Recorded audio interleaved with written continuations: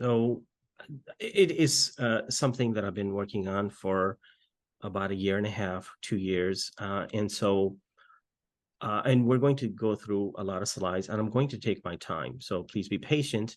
And if there's something that you do have to say, just please don't hesitate. But I'll try to go through this topic and the things that I think are most relevant. So what is this first slide? Did the slide flip? That's it's propaganda. Just the propaganda title slide right now. Okay. Did it flip now? Now we got bullet points, yeah. So there are 6 chapters. The book is entitled Dismantling Distance, Our Encounter with the Other. And the first chapter is entitled Misperceptions. The second is Propaganda. Third is Fear. Fourth is Prophets. In other words, trying to unearth the vested interests that benefit from fear and propaganda. The 5th chapter is entitled Dehumanization, and the 6th chapter is entitled Empathy. Just one-word titles. Okay. All right. So sometimes I'm very detailed in the description of the slide, and sometimes I just have bullet points. So for the first few slides are going to be more detailed. And the first slide is related to what occurred during the zenith of the 30 Years' War. And the very first time that we can see, in modern times at least, the use of this word propaganda. Can somebody get the slide? John, you can either pick on people or as you wish. Sure. Actually, that's a good idea. How about if the order on my screen? So Jim, sure. Mel. Okay. First slide, propaganda. The usage of the term propaganda in modern day context can be traced back to the early 17th century and the operations of the Catholic Church. The Congregation for the Propagation of the Faith, or CPF, Congregation de Propaganda Fide in Italian, was a group organized in 1622 by the Catholic Church under Pope Gregory XV and was initially tasked with the duty of proselytizing to non-Christians. Within a few years, however, subdivisions were created to target specifically non-Catholics. The 2 largest subgroups were charged with converting the Eastern Orthodox Christians as well as the multifarious Protestant denominations of Europe. At its height, CPF was prominent in the American colonies, Central Europe, Eastern Europe, and in China, where they had varying levels of success in promoting Catholic doctrine. In Rome, a fully funded printing press was established, whose purpose was to provide CPF with relevant printed materials. Other departments were initiated to train missionaries. The CPF was given its own building located on Via di Propaganda, or in English, Propaganda Street. That was the actual street name, Propaganda Street. So people were very much so honest back then and invoked this particular word propaganda, as we will see with the writings of Edward Bernays and Walter Lippmann as well. And so one of the bloodiest wars in world history was fought between the Catholics and the Protestants. And so the Catholic Church, of course, the Catholic Church engaged in propaganda before, but the explicit usage of the word and the lexicon of what they are, of their mission and their purpose of being, is something that we can trace back to this specific organization under the auspices of the Catholic Church. And so this gets to the issue of how propaganda operates. And somebody can read the slide. Robert Moore, please. Sure. So first bullet point, the nature of propaganda is to spread and expand. It does not preach the choir, but wants you to join the choir. Second bullet point, it seeks to tap into the visceral side of the human self and not the rational side seeking to procure a physiological response. So we have our faculties, our intellect, and our ability to reason. But at the same time, there is the physiological side of the human self, the side of emotion and intuition. Propaganda seeks to tap into the latter and not the former. And so the nature of propaganda is to expand and to spread and to metastasize. This is very different than, say, censorship. which seeks to limit information. Okay, so it wants you not to simply listen to the choir, but for you to join the choir. Okay, the next slide. Nick Olszewski. All right. Committee on Public Information, CPI, formed by Woodrow Wilson under the auspices of the Creel Commission, which had the secretaries of the state, army, and navy. 2 men were hired, Edward Bernays and Walter Lippmann, who wanted to bring the war to the dinner table. Sure. Creel declared that this war was a fight for the minds of men for the conquest of their convictions until the battle line ran through every home in the country. One method that they utilized effectively was atrocity propaganda. For example, they spread the lie that Germans were killing people and boiling their bodies to produce fat and killing children with bayonets. The CPI produced more than 100 million posters and pamphlets, hired 150,000 4-minute men who delivered 7.5 million speeches. Their messaging later expanded into European countries, belligerent, friendly, and neutral. Sure. Is there a little bit more on this? Nope, that's the slide. No, that's it? Okay, great. So the American public was very much so incredulous about involvement in World War I. And so a war psychosis needed to be created and spread, creating hysteria and fear of the looming German threat. So this sounds familiar, and I will apply this to the modern day context as well.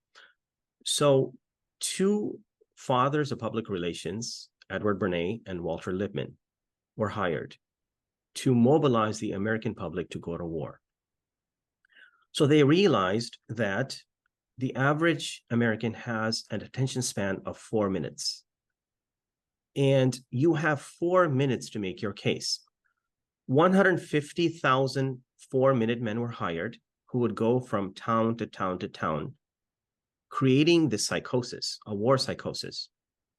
And so if you were an Irish leader, you would go to Irish communities. If you were a German leader, you'd go to German community. If you were a Polish leader, you'd go to Polish communities, and so forth. And so that 4 minutes was reduced to 30 seconds with the advent of modern day commercials. When they were done, they were able to deliver millions and millions of speeches from 1916, 1917, and even up until 1918. Now, they knew exactly what they were doing. Edward Bernays was the nephew of Sigmund Freud. So Sigmund Freud's wife was her sister is Edward Bernays' son. Okay. And actually, Edward Bernays will translate many of his uncle's books and actually translate them into other languages. Okay. All right. The next slide. Professor? Yes, please. I have a question real fast. Sure. At the time, was the understanding among the general public that what the government was doing was a PR campaign, or was there more? So the public understood that. The public absolutely was not aware. Absolutely was not aware. Okay. So if the book that Edward Bernays wrote was actually entitled Propaganda, or Walter Lippmann, Manipulating Public Opinion. So the public was not aware that they were being manipulated in this way. Of course not. Absolutely not. That is quite antithetical to propaganda efforts. The public has to be scared and thrown into panic and fear without their consent. Yeah. So people thought basically that they were spontaneous speeches? That's exactly right, by the Creel Commission. These 4-minute men were hired by the Creel Commission, again, to take this battle to every single dinner table. And a war is not just on the battlefield, but it is waged in the hearts and the minds of people. So it has to reach the dinner table. And that's what they believed in. How long did this go on for? This is Sarah, by the way. About 2 years. A little less, about 2 years. Yep. And so public opinion would shift, and I document that too. I think you remember there was the America First movement later on as well. Even in 1940, when FDR was running for public office, one of the things that he said, and this is of course before Pearl Harbor, that let me make it very clear, your boys are not going to die in some foreign war. This is a verbatim quote from FDR. Your boys are not going to die in a foreign war. 16% of the American public did not even want to send economic aid to Europe in 1940. It's not very difficult to mobilize the public to go to war. It's not, even in a democracy. It's not. So manipulating them is something that is possible, even at a time when we have access to so much information. Okay. All right. We got Kyle Bell next. Mhm. We need the slide changed. Oh, I didn't change it? Okay. It changed? Yeah. Okay, great. Creel stated, quote, "There was no part of the Great War machine that we did not touch, no medium of appeal that we did not employ. The printed word, the spoken word, the motion picture, the telegraph, the cable, the wireless, the poster, the signboard, all these were used in our campaign to make our people and other peoples understand the causes that compelled America to take up arms. All that was fine and ardent in the civilian population came at our call until more than 150,000 men and women were devoting highly specialized abilities to the work of the committee, as faithful and devoted in their service as though they were the khaki, as though they wore the khaki. Or the khaki. Exactly. They reached more than 300 million people in 2 years without social media. Right. Without social media, I can only imagine how effective they would be today. Without social media, through using posters, you know, the Uncle Sam poster goes back to that time frame. And so using radio and commercials, those types of things, leaflets, they were able to reach 300 people, shift public opinion, both in friendly countries, in neutral countries, and even rival countries. Okay. And remember who actually initiated the Creel Commission. It was Woodrow Wilson. The Secretaries of War, Secretaries of Defense were, Secretary of State was actually in the Creel Commission. Okay. So, by the way, this was, there's Creel Commission and the CPI, right? So, Committee on Public Information. All right, please. Sarah Wilson, please. General Eric, excuse me if I butcher the name, Ludendorff, towards the end of 1917 in his letter to the Imperial Ministry of War remarked, quote, "The war has demonstrated the superiority of the photograph and the film as means of information and persuasion. Unfortunately, our enemies have used their advantage over us in this field so thoroughly that they have inflicted a great deal of damage. For this reason, it is of the utmost importance for a successful conclusion to the war that film should be made to work with the greatest possible effect wherever any German persuasion might still have any effect." Right. The Germans learned from World War I and their failures at manipulating public opinion and propaganda efforts. And they will become very successful, pejoratively speaking, of course, if you define success in that way, in their propaganda efforts in World War II. Okay, let's continue. David Zagrafos. David, please. Bernays stated that the appetite of war needs to be fed and fueled. He referred to this as engineering of consent. He assessed that human beings are motivated by desires, governed by a herd mentality with strong feelings against being perceived as outside of the group, and that their opinions can be manipulated toward certain ends. An idea, he argued, can be a movement if it represents something greater than itself. It then has to be given credibility to be advanced by distinguished members of society, Sure. After this, he claimed that the messaging must be accompanied by pressures to adopt the idea or movement in order to create what he termed the passions of the pact. Finally, success is determined by its ubiquity because the mental maps of the individual is the most precious part. Right. So again, learning from his uncle, Sigmund Freud, that people don't want to be perceived as outliers. People want to belong to something. But at the same time, these passions and these visceral responses have to be engineered.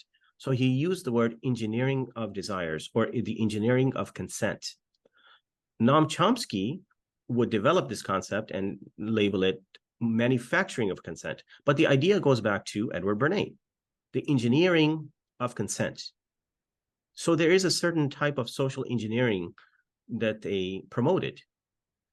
And invoking the passions of the pack, as well as ubiquity, making sure that their messaging is everywhere, on every single billboard, and wherever the person turns, because the mental space of the individual is the most precious part to indoctrinate a public. Okay. All right. All right, Brody Johnson. The other master of spin was Walter Lippmann, who harbored incredibly for the basic ideas of a democracy.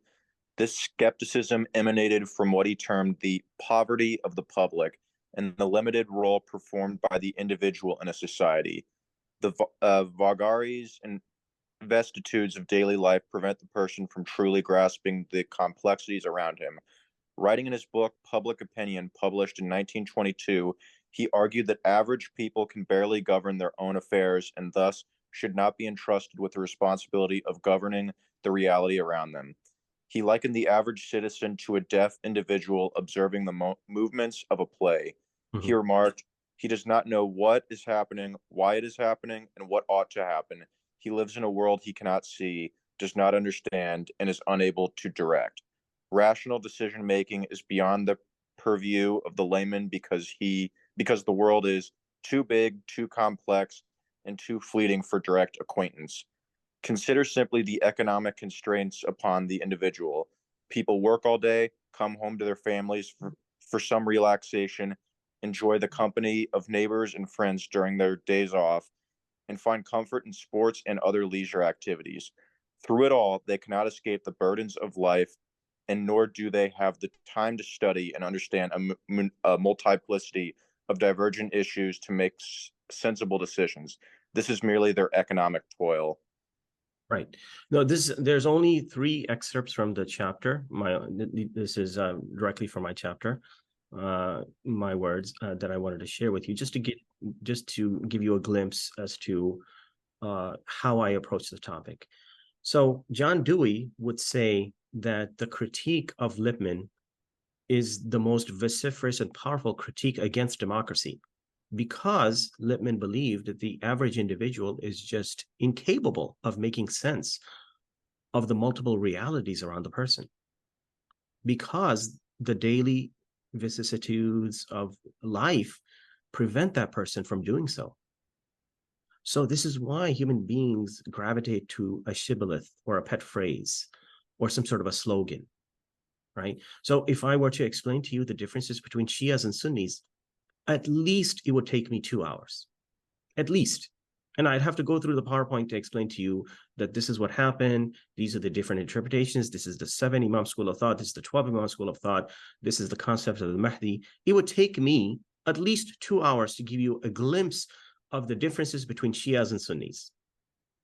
The average American doesn't want to go through that, but instead he can understand, bring it on. Don't mess with Texas.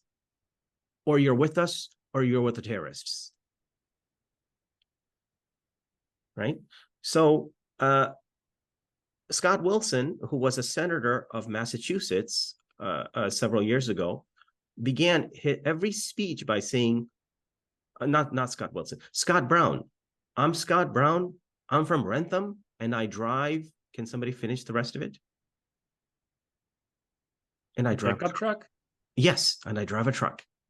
He began every single speech that way.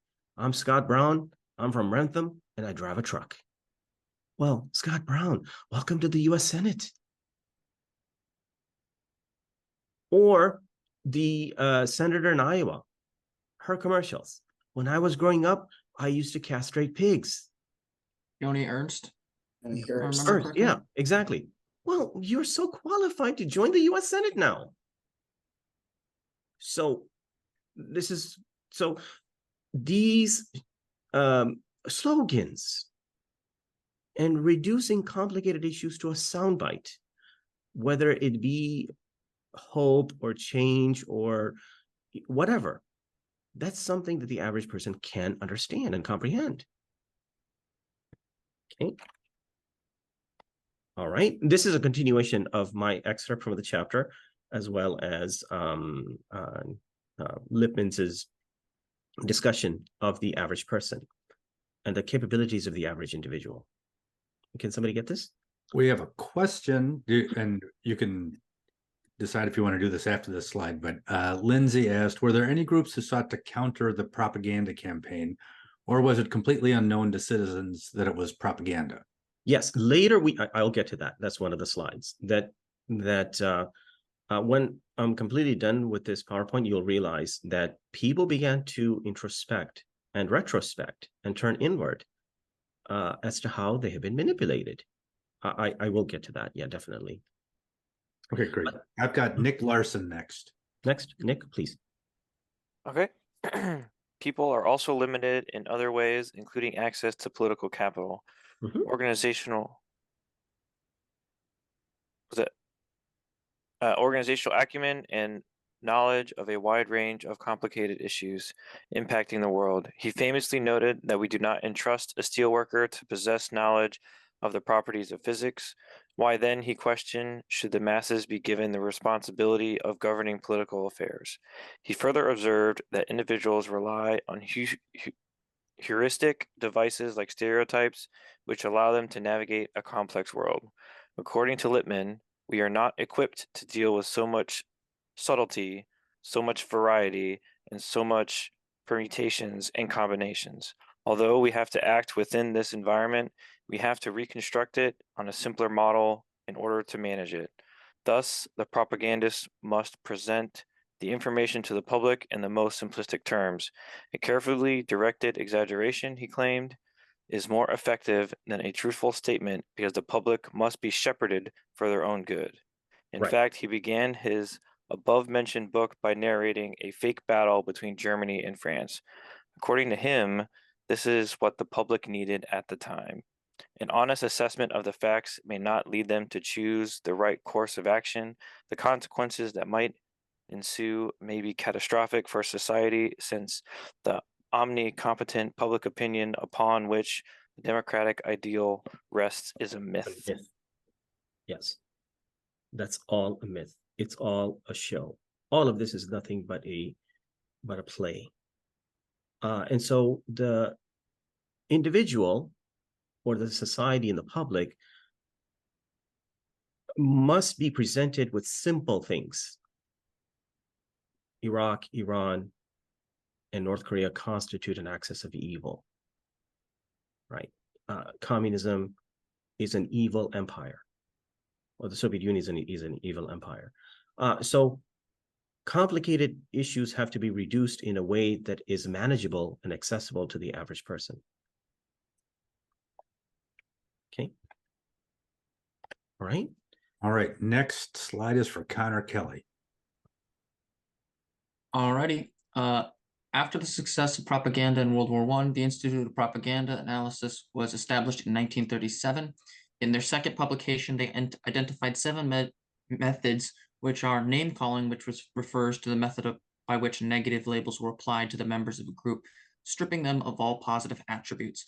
Glittering generality surrounds the way virtue words were associated with the subject, with little to no detail as to their actual meaning. Sure. Transfer involves the method of deference and abrogating responsibility, since the authority figure commanded said action. Testimonial is the invoking of so-called experts to bring credibility to a topic and authenticate a course of action. Plain folks is the use of simple language and symbols enabling propagandists to reduce complex issues to a catchy, comprehensible phrase to the masses. Card stacking pertains to only one side of the argument being pressed to paint a subject or topic positively or negatively. And finally, bandwagoning entails the method of promoting the agenda of the propagandist as mainstream, where any questioning renders them to be labeled as an outsider. The primacy of these methods in our world today is undeniable, seeping into every fabric of our society. The IPA sought to analyze and explicate the ways in which the governments were using forms of mass media to sway public opinion.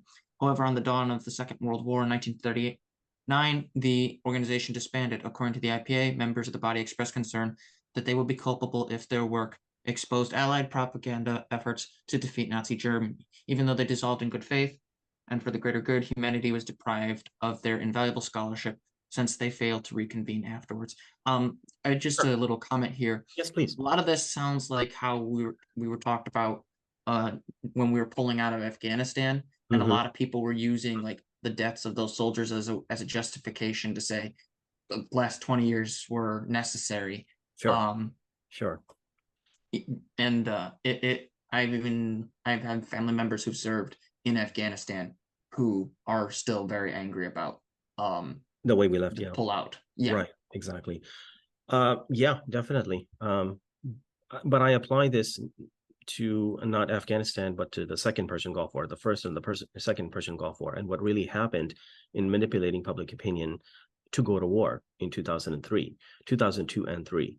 And so using what became known as message force multipliers, or generals, decorated generals with insignia who would actually come on TV and promote the narrative of war.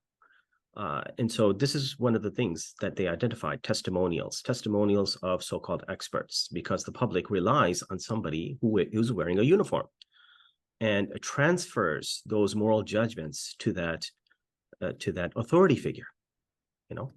And so these are the 7 phases that were identified of how to manipulate the masses. All right, next I've got Jordan Carruthers. Excuse me. Yep. The slide is titled Corporate Propaganda. Both were hired by corporations after their success in manipulating these masses. They argue that advertising must tap into the emotions in the individual and create the same type of visceral appeals as well as feelings of belonging after consumption of the product. Bernays worked with the Beech Nut Packing Company. A home is not complete without a piano. Selling cigarettes to women.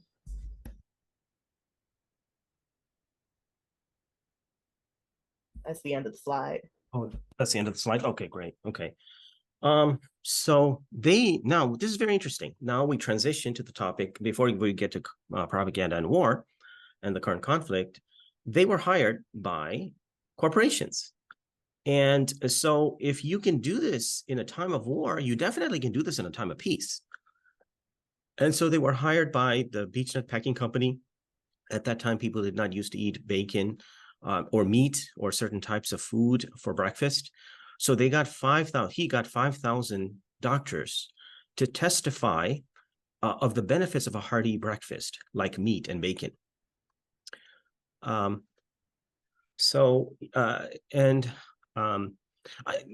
There's a nice section of propaganda, on corporate propaganda, but they were hired by corporations, specifically tobacco corporations. And I'll get to that. That's the next topic. But how do you promote the sale of an item? The original way, or the way that it was done with a car or any other product, is to vouch for the benefits of that particular product. So this particular car goes maybe 60 miles an hour or 50 miles an hour, or it has this capacity or whatever. However, they believed that that's not the way to sell products, but rather you sell the image of who you become after you consume that product. So tapping into the visceral appeals of the individual, that you belong to a community of drivers of BMWs, or this is a status symbol that is reflective of your wealth and power. How do you sell a piano in a home to the bourgeoisie, to the rich class? That a home he argued, is not complete until there's a piano and a piano room. Okay. All of this is documented in his book entitled Propaganda. That is Edward Bernay's book. Okay. All right. So what is his first image? It's a woman. Yes. Get it with a cigarette, ivory tips, protect the lips. Right. Marlboro, mild as May, a cigarette created by Philip Morris. Right. Now, women did not used to smoke back then. How do you engineer women to smoke? You dovetail women's smoking with women's liberation and empowerment of who you become as a woman after you consume a cigarette. So this was absolutely insidious and yet absolutely brilliant on the part of Edward Bernay, that to equate women's liberation with smoking something that is extremely harmful. It's carcinogenic. But if you can tap into the visceral side of a woman and convince her that this is an expression of her equality and her freedom, then it becomes successful. And so I have more images that go back to this particular, I don't know what this says. Can somebody help me with this? I really don't know if I should smoke is the headline. Please continue. Sure. I have to pull the computer closer to me to read the small text. Oh, sorry. I got it. But my brothers and my sweetheart smoke, and it does give me a lot of pleasure. Women began to smoke, so they tell me, just about the time they began to vote. But that's hardly a reason for women smoking. I guess I just like to smoke, that's all. It so happens that I smoke Chesterfield. They seem to be milder and they have a very pleasing taste. Okay, so in a very surreptitious and subtle way, connect women's voting with women's smoking. Okay, remember, this is done at a very latent manner, in a very latent way. It's not as overt. It became overt in the second and the third phases of advertising, when they hired suffragettes who were, I guess we would, who were, anyway, I'll get to the suffragettes in a second. Please, the next one. Is this more of a slide or a photo? This one says, believe in yourself. Don't test yes. one brand alone. Compare Yes. them all. Yes. Believe. No in cigarette yourself. hangover. Yep. I had never even heard of before. Right, exactly. Okay. He even came up with the feminist toolkit. Anyway, I don't know if I have that image or not, but please. What's this one? This one is Virginia Slims, especially for women, because they're biologically superior to men. And it kind of looks like a superwoman cigarette smoker. You've come a long way. And I can't read. Baby, you've come a long way, baby. That was the shibboleth or the slogan at the time. You've come a long way, baby. You have come a long way, baby.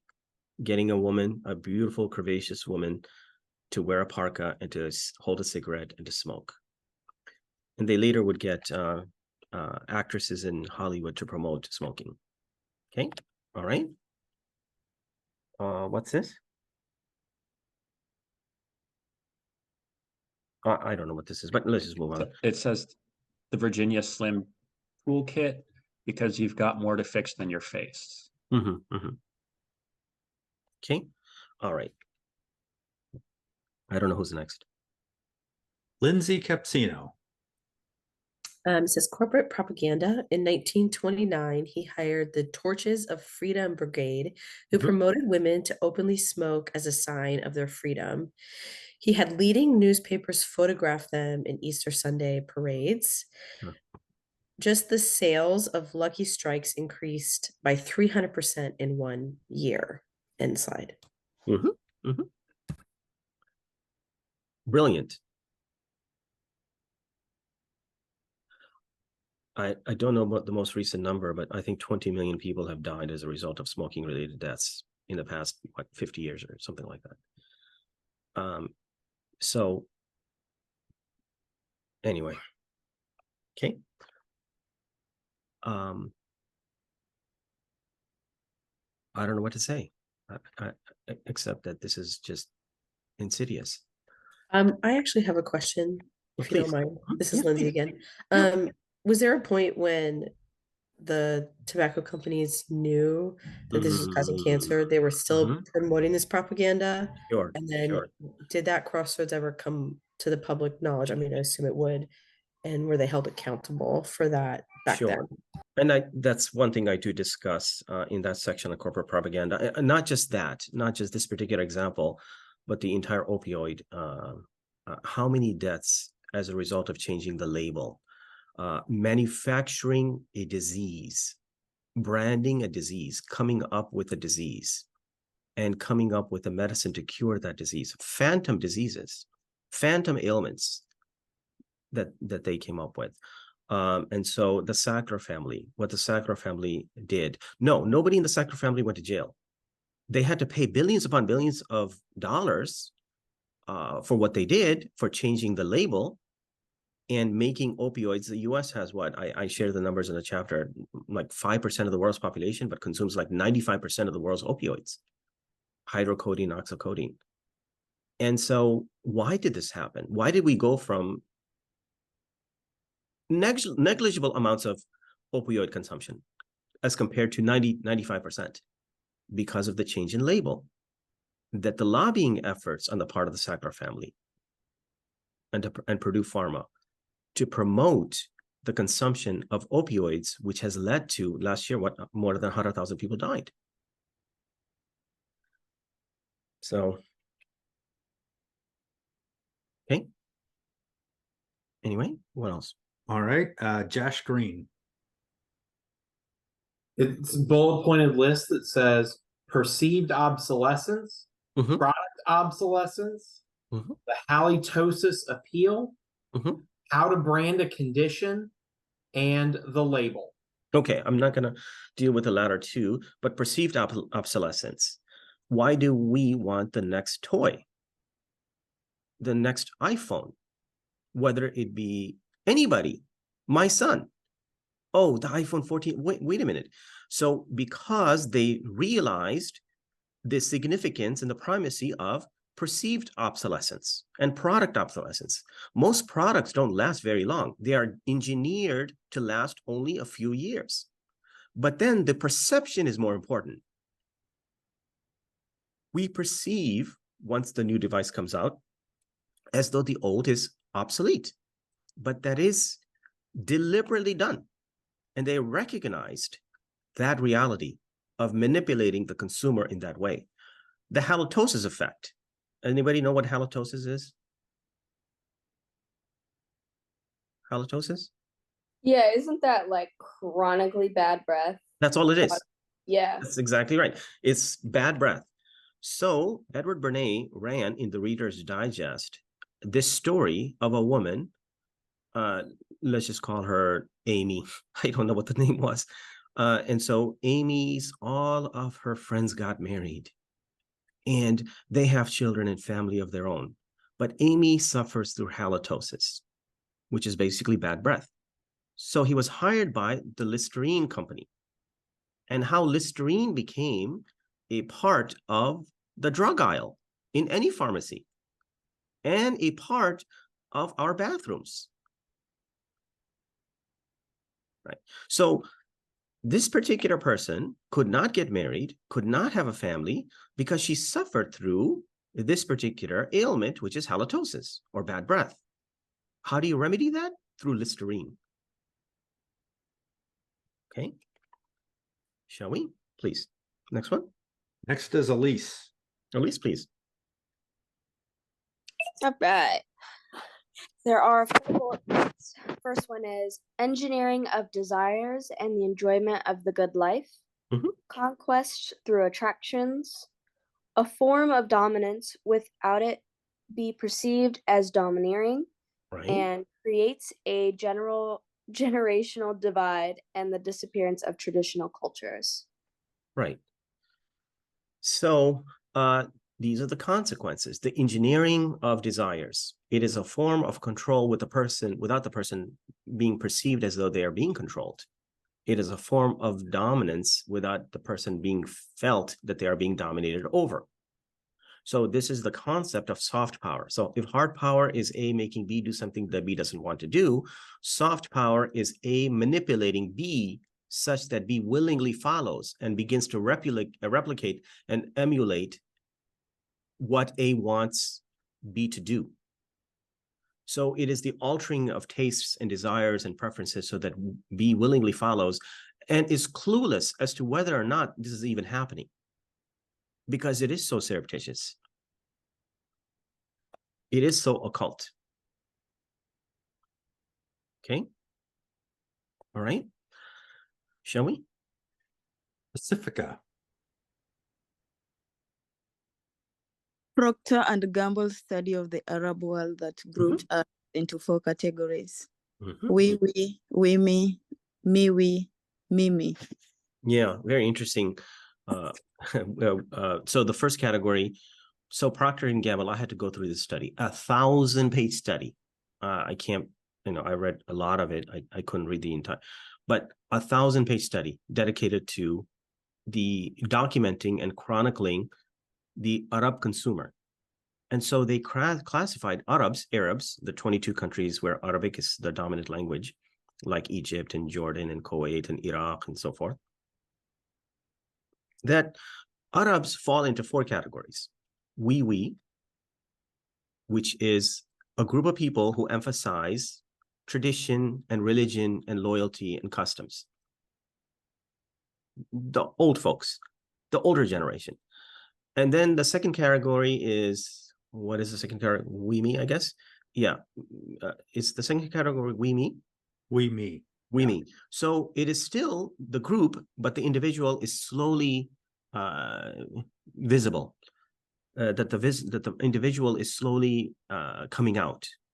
And then the third category is the me, we, but then they realized that the vast segment of the Arab population falls into the fourth category, the me. These are young people who are tempted by globalization and all of its trappings. They are tempted by what they see in the rest of the world. 50% of Egypt is below 35 years. And that is the same case in Saudi Arabia, in Jordan, in Iran, although Iran is not part of the Arab world, but nevertheless. So this is the group that we should target. Procter & Gamble postulated. This is the group that we need to go after. And to tailor our brand and our product to engineering that consent and desire, and to create desires that didn't exist. Okay. All right, please. Now we are back to Jim Melvin. Jim, please. Corporate propaganda continued.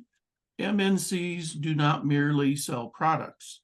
Nike, Starbucks, etc., tea in India and coffee in China, the Mexican diet, and OFC. Okay, well, my favorite example is OFC, which is Obama fried chicken. So in 2009, you began to see posters of Obama in Shanghai and in Beijing, in the urban centers of China. So you have Obama, I should have included a photo of Obama with a bucket of wings and eating fried chicken. Now, from the perspective of the Chinese, they're not being racist. They're not superimposing a stereotype of a black man eating chicken, but rather they're trying to sell a product. And likewise with the Mexican diet, and of course, the national drink in India and China was tea. But now it is Starbucks because of the sense of belonging that the campaign promotes, that you too can be a part of a community of Starbucks or the Infinity car or whatever. Okay. So it is a propaganda of selling to the individual the good life. And of course, this creates all kinds of problems, right? It creates all kinds of, and this is a quote from my book. I think this is the quote. I try to encapsulate all of these things into a few words. Robert Moore. Cool. So excerpt, the unfortunate reality is that people become walking billboards when we proudly display the brand name of a purse or a pair of blue jeans, surely to the delight of the corporate liege lord. We convince ourselves that we live in a world of freedom where the choices that we make are our own, our preferences and desires, our gravitational pull to the new and glittery devices, the things that we find alluring and odious, the products that our stomachs ingest, the hero worship of popular icons, and the fundamental altering of status symbols and role models are all extremely retrieved. When the subjugated imagine themselves to be free, the propaganda campaign has achieved its fullest and lofty heights. Wow, that's deep. Yeah, exactly.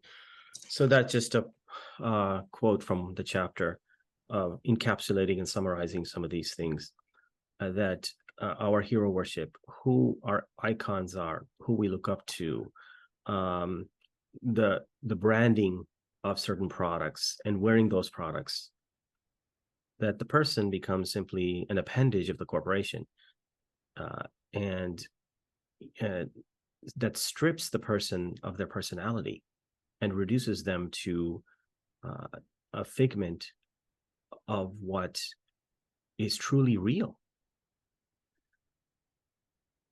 Okay. All right. So that's the section of corporate propaganda. Now we have to talk about a very important topic, which is propaganda and war. So I'm going to play for you what happened in 1990, in August of 1990, of the testimony of Naira. Can you play this, Rehan? So I'm going to see if you are able to listen to it. So can you please play it? Yep. This is only 6 minutes, but it is a testimony. Pause. It is a testimony of a 15-year-old girl whose name is Naira, who spoke in front of members of Congress of the need to go to war in Iraq in the first Persian Gulf War. It's only 6 minutes, but please pay attention to this and we can discuss what all this is about. Thank you very much. Thank you very much. Our final witness is also using an... Can you hear it? Yes. Yeah, we can hear it. Great. Yep. So assumed name, and again we ask our friends in the media to respect the need for her to protect her family, and we finally call on Naira to testify. Mr. Chairman and members of the committee, my name is Naira and I just came out of Kuwait.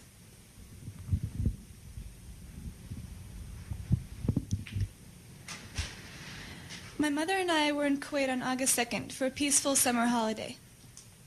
My older sister had a baby on July 29th, and we wanted to spend some time in Kuwait with her.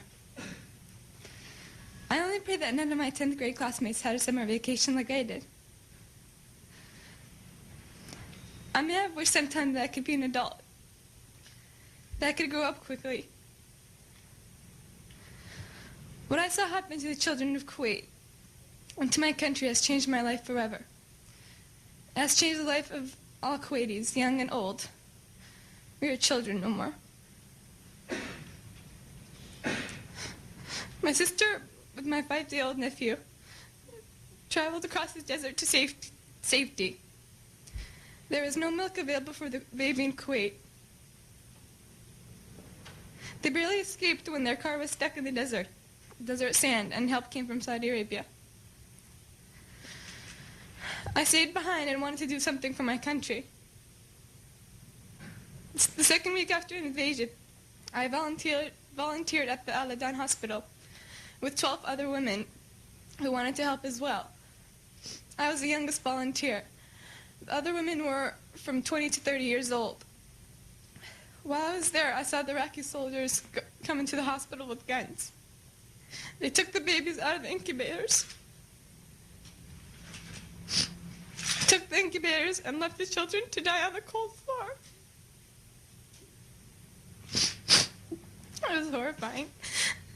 I could not help but think of my nephew, who, if born premature, might have died that day as well. After I left the hospital, some of my friends and I distributed flyers condemning the Iraqi invasion until we were warned we might be killed if the Iraqis saw us. The Iraqis have destroyed everything in Kuwait. They stripped the supermarkets of food, the pharmacies of medicine, the factories of medical supplies, ransacked our houses, and tortured neighbors and friends. I saw and talked to a friend of mine after his torture and released by the Iraqis. He is 22, but he looked as though he could have been an old man. The Iraqis dunked his head into a swimming pool until he almost drowned. They pulled out his fingernails and applied electric shock to sensitive private parts of his body. He was lucky to survive. If an Iraqi soldier was found dead in a neighborhood, they burned to the ground all the houses in the general vicinity and would not let firefighters come until only ash and rubble was left. The Iraqis were making fun of President Bush and verbally and physically abusing my family and me on our way out of Kuwait. We only did so because life in Kuwait became unbearable. They have forced us to hide, burn, and destroy everything identifying our country and our government. I want to emphasize that Kuwait is our mother and the Emir our father. We repeated this on the roofs of our houses in Kuwait until the Iraqis began shooting at us. And we shall repeat it again. I'm glad I'm 15, old enough to remember Kuwait before Saddam Hussein destroyed it, and young enough to rebuild it. Thank you. Mayor, thank you. Let me thank all of our witnesses. We've past 8 years in the existence of the Congressional Human Rights Caucus. We've had scores of hearings about human rights abuses throughout the world.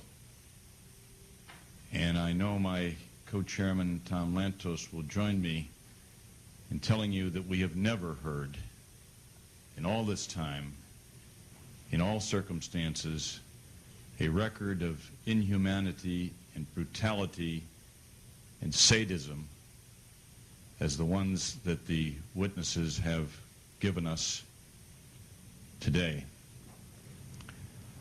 I don't know how the people of the civilized countries of this world can fail to do everything within their power to remove this scourge from the face of our earth. And the witnesses, by providing to us eyewitness accounts and reports detailing the conduct of the Iraqi soldiers under the command of Saddam Hussein, have done a great service to their country and to ours and to all countries of the world, who must join together and take whatever action may be necessary to free the people of Kuwait from this aggression and brutality. Tom Lantos. Thank you.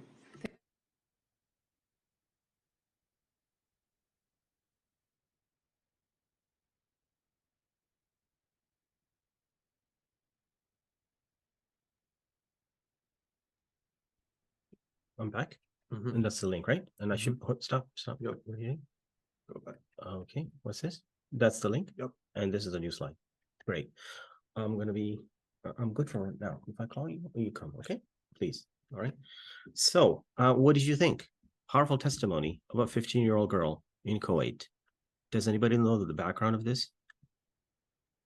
She was sorry. No, it's fine. You can go. Okay, sorry about that. I'll raise my hand next time. She was, I believe, the daughter of the Kuwaiti ambassador. Sure. and she was kind of pushed to say these things. She was, Jordan, you wanted to add to it? He was going to say exactly what I was going to say. Perfect, perfect.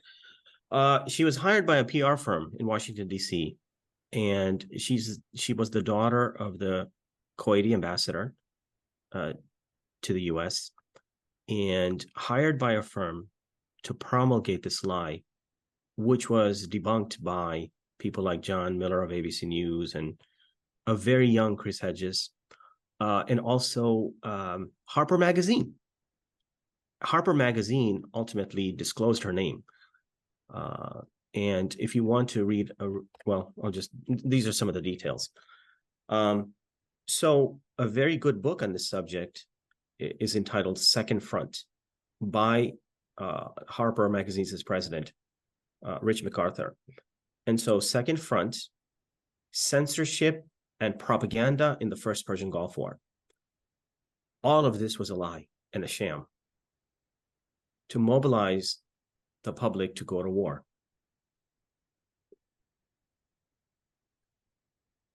And language of evil and scourge are used.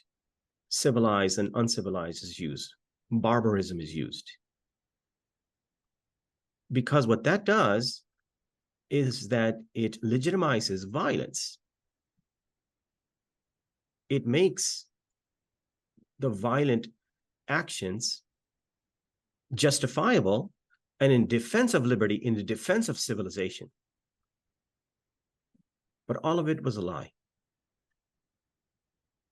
Okay. So now let's continue with the Second Persian Gulf War, which is 2002 and 2003. Somebody get this. Next in line is Nick Olszewski. All right. Let's get started. Palestinians celebrating after 9/11. Right. Leading up the Second Persian Gulf War, media personalities were advocating for American military involvement in Iraq for the express purpose of overthrowing Saddam Hussein, holding him responsible for the 9/11 attacks. Military and media luminaries began to appear on the various networks to promote the idea that the Iraqi people wanted a U.S. invasion to liberate them from tyranny.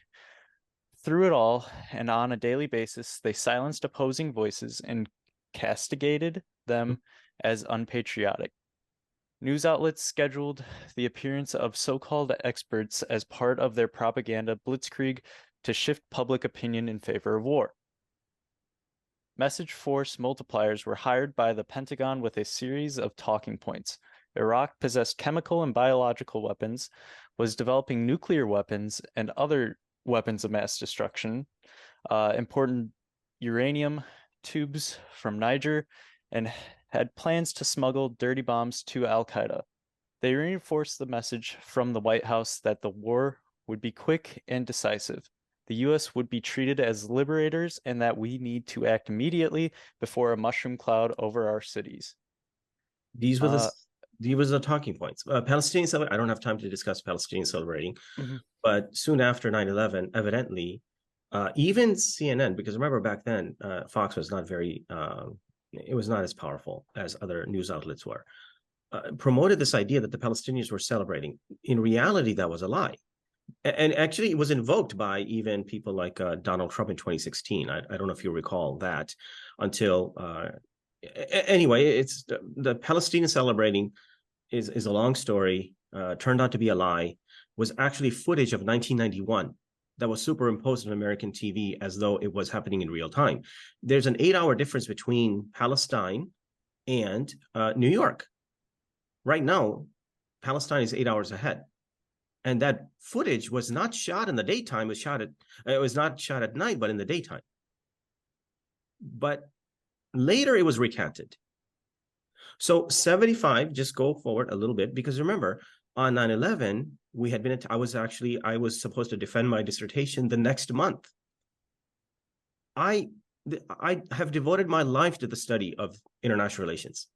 And I suffered through depression and through paralysis. I had no idea what was happening. And I knew I had to defend my thesis the next month, and I couldn't focus because I was confused. you know, I distinctly remember that one of the screens in my New York City apartment was shaking because of a wind. I woke up in panic thinking somebody's trying to break into the apartment. So I couldn't make sense of what was happening.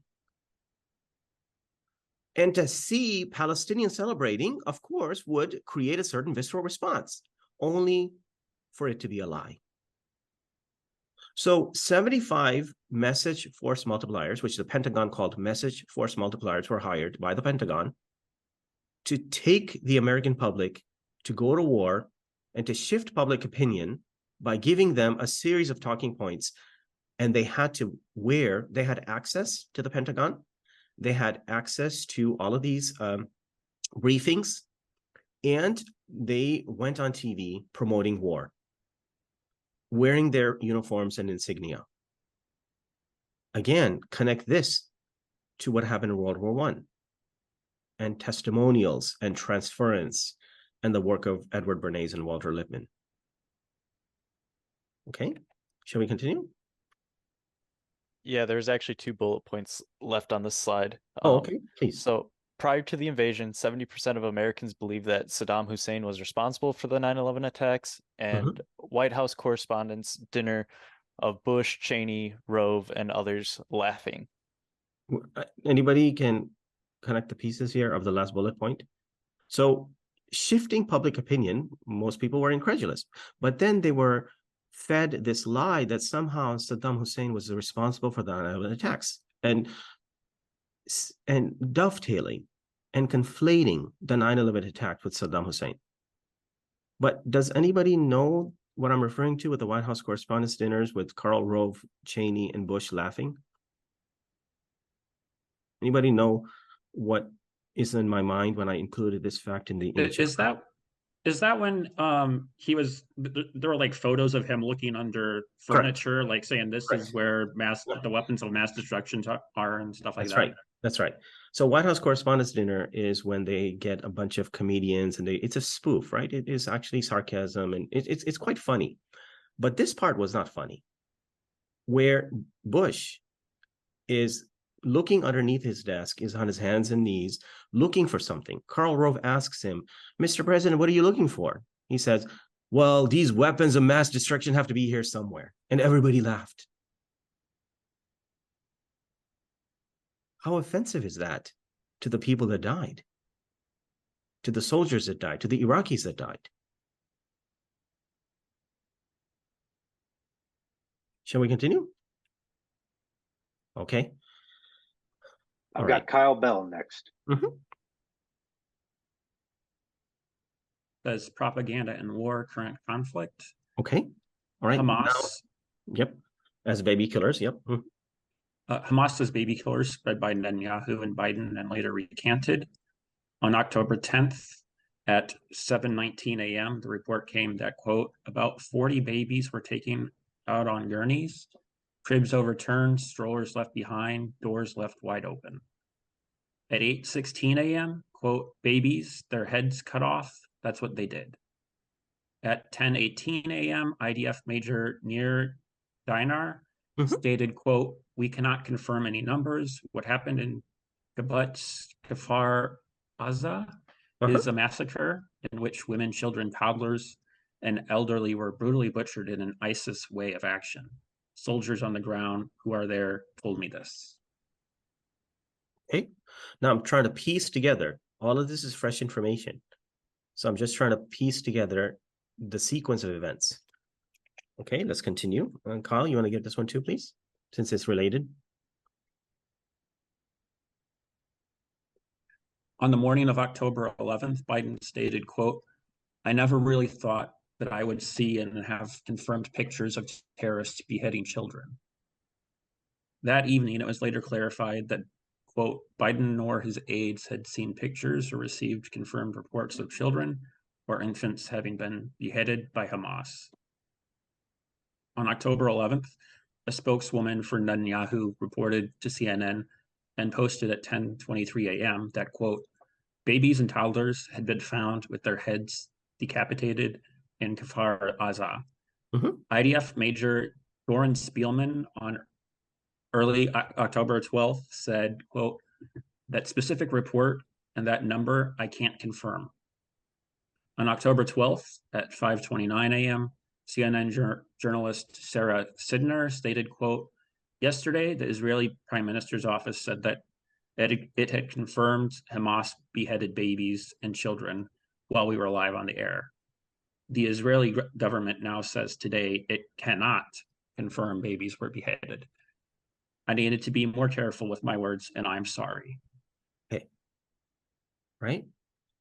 And so the brutality is incontrovertible of what Hamas did, the barbarity. But then decapitating babies is a different level of severity. It's a different level of barbarism. And that was promulgated. Okay. Right? Let's continue, please. Got Sarah Wilson next. Please. President of Israel blames all people of Gaza and has legitimized collective punishment. He said, quote, it is an entire nation out there that is responsible. It is not true, this rhetoric about civilians not being aware, not involved. It's absolutely not true.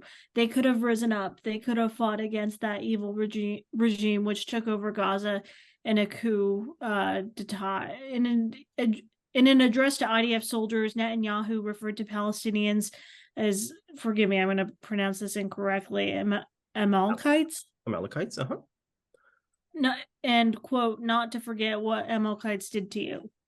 Okay. So Isaac Herzog said that the entire Palestinian people of Gaza are responsible for Hamas. In this particular quote. Because they could have risen up. Why did they vote? Most people of Gaza are below 18 years old. And the last election was in 2006. So from this logic, everybody is a target because they could have risen up. And from this logic, every person who is in America is a target because we could vote Biden off of office. So what is Netanyahu referring to with the statement of Amalekites? Who were the Amalekites in the Old Testament? Anybody know? What happened to the Amalekites? God ordered the Amalekites to be killed, including infants, including children. So Netanyahu has now invoked this idea of the Palestinians as Amalekites, or Hamas as Amalekites. But he didn't say Hamas is Amalekites. Remember what the Amalekites did to you. Now, who are the Amalekites? You have to go to Psalms chapter 15, verses 1 through 3. Okay? Sarah, can you get this one, please? Yes. I'm sorry, it's the same one. Okay, please. That's okay. Samuel said to Saul, quote, I am the one the Lord sent to anoint you king over his people Israel. So listen now to the message from the Lord. This is what the Lord Almighty says. I will punish the Amalekites for what they did to Israel when they waylaid them as they came from Egypt. Now go attack the Amalekites and destroy all that belong to them. Do not spare them. Put to death men and women, children and infants, cattle and sheep, camels and donkeys. Okay, this is verses 1 through 3. And so Saul is told by God, no more than authority than God, that go and kill the Amalekites and kill and spare no one, including women and children. That is what has been invoked. And so anybody who's a Bible scholar or anybody who studies the Bible, what did Saul do? He and his army killed everyone except a few sheep, right? Does anybody remember what happened afterwards when Saul came back from his tyranny and his brutality? He didn't listen to God. He didn't listen to God. So then he lost his kingship. That's right. He will no longer be king after that.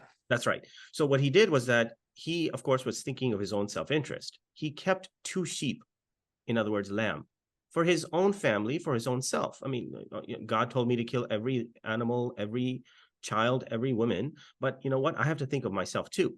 So he didn't listen to God and didn't kill those 2 sheep. And God chastised him for that and revoked his kingdom. Okay. Now, here's another trivia question, not a trivia question, but an unfortunate side note. Does anybody remember what happened in 2010 with American soldiers and the engraving of this verse and what happened? Anybody know this? This verse was invoked by American soldiers on their rifles. Anybody know that background? I'll talk about it later. You know, we have so much to do. Are you guys okay with time? Can we continue? But very briefly, there was a company that was engraving this verse before American soldiers went to Iraq and Afghanistan, until it was disclosed to the public that American soldiers were engraving this particular verse, go and kill them and kill and put to death their women, like that. And the Pentagon revoked it, that particular program. You can look it up. It happened in 2010. It's been a while. All right, shall we continue? David Zagrathos.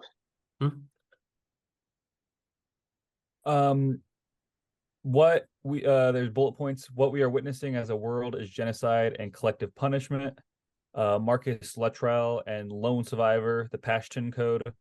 Collateral damages, Timothy McVeigh. Active shooter in school, mowing the lawn, and Israel claims it practices the most humane form of software, of warfare. Okay, so I'll quote to you who has said that what is happening nowadays is collective punishment and genocide of a people. I'll get to those quotes in a second. But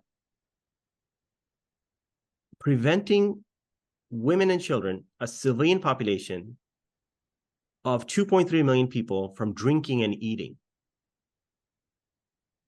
that's collective punishment and a violation of international law. Now, anybody read Lone Survivor and Marcus Luttrell? I think I remember reading it in one of your classes. Classes, right? Okay. Do you remember where the part of the Afghan code is, if an enemy combatant who's coming to kill you asks you for food, you have to give your food? I vaguely remember that. Yeah. So remember what happened. There were 4 Navy SEAL that were sent to the Korangal Valley of Afghanistan to get a high priority target called Sharmak. And so that was a code name. And so 3 die. 3 of his Navy SEAL die, leaving Marcus Luttrell as the lone survivor. He's rescued by an Afghan village who heal him, who feed him, who take care of him, as an expression of the Pashtun code, that if an enemy combatant takes refuge in your city, you have to give that person food, and you have to risk your own life in defense of that man, of that person. And we call these people barbaric. And it is the complete opposite of what is happening with the people of Gaza.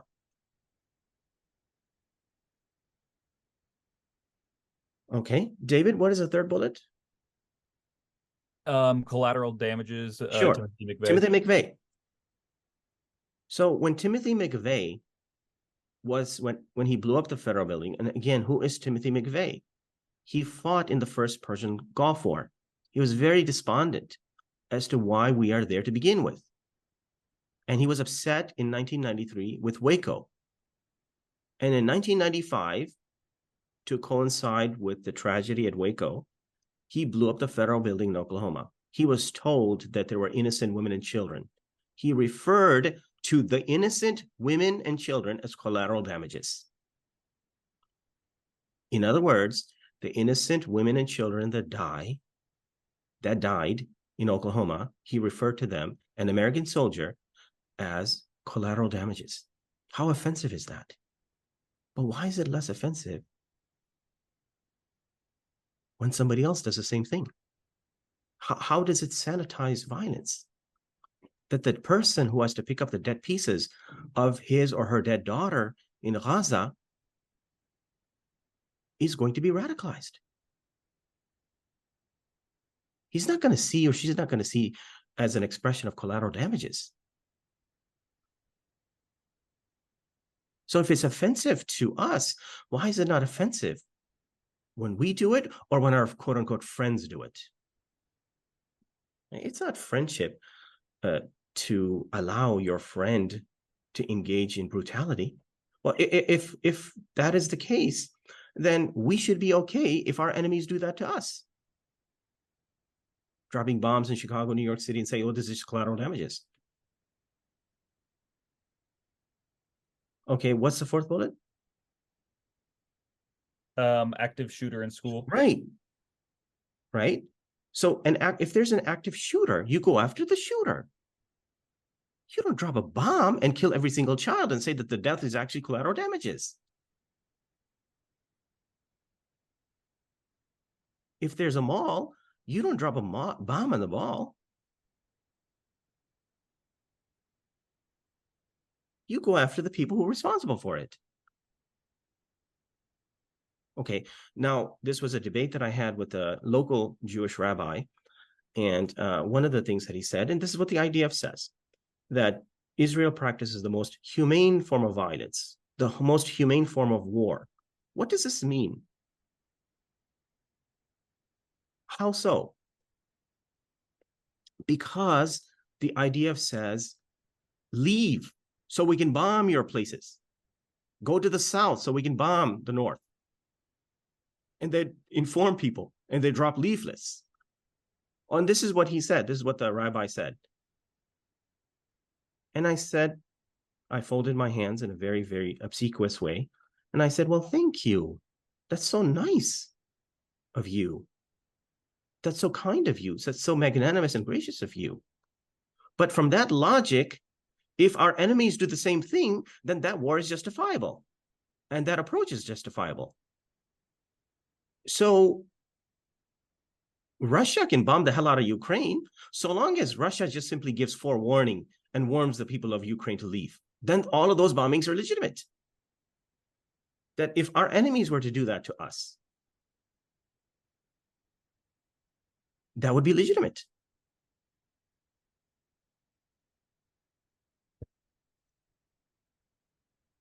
Okay, the next slide.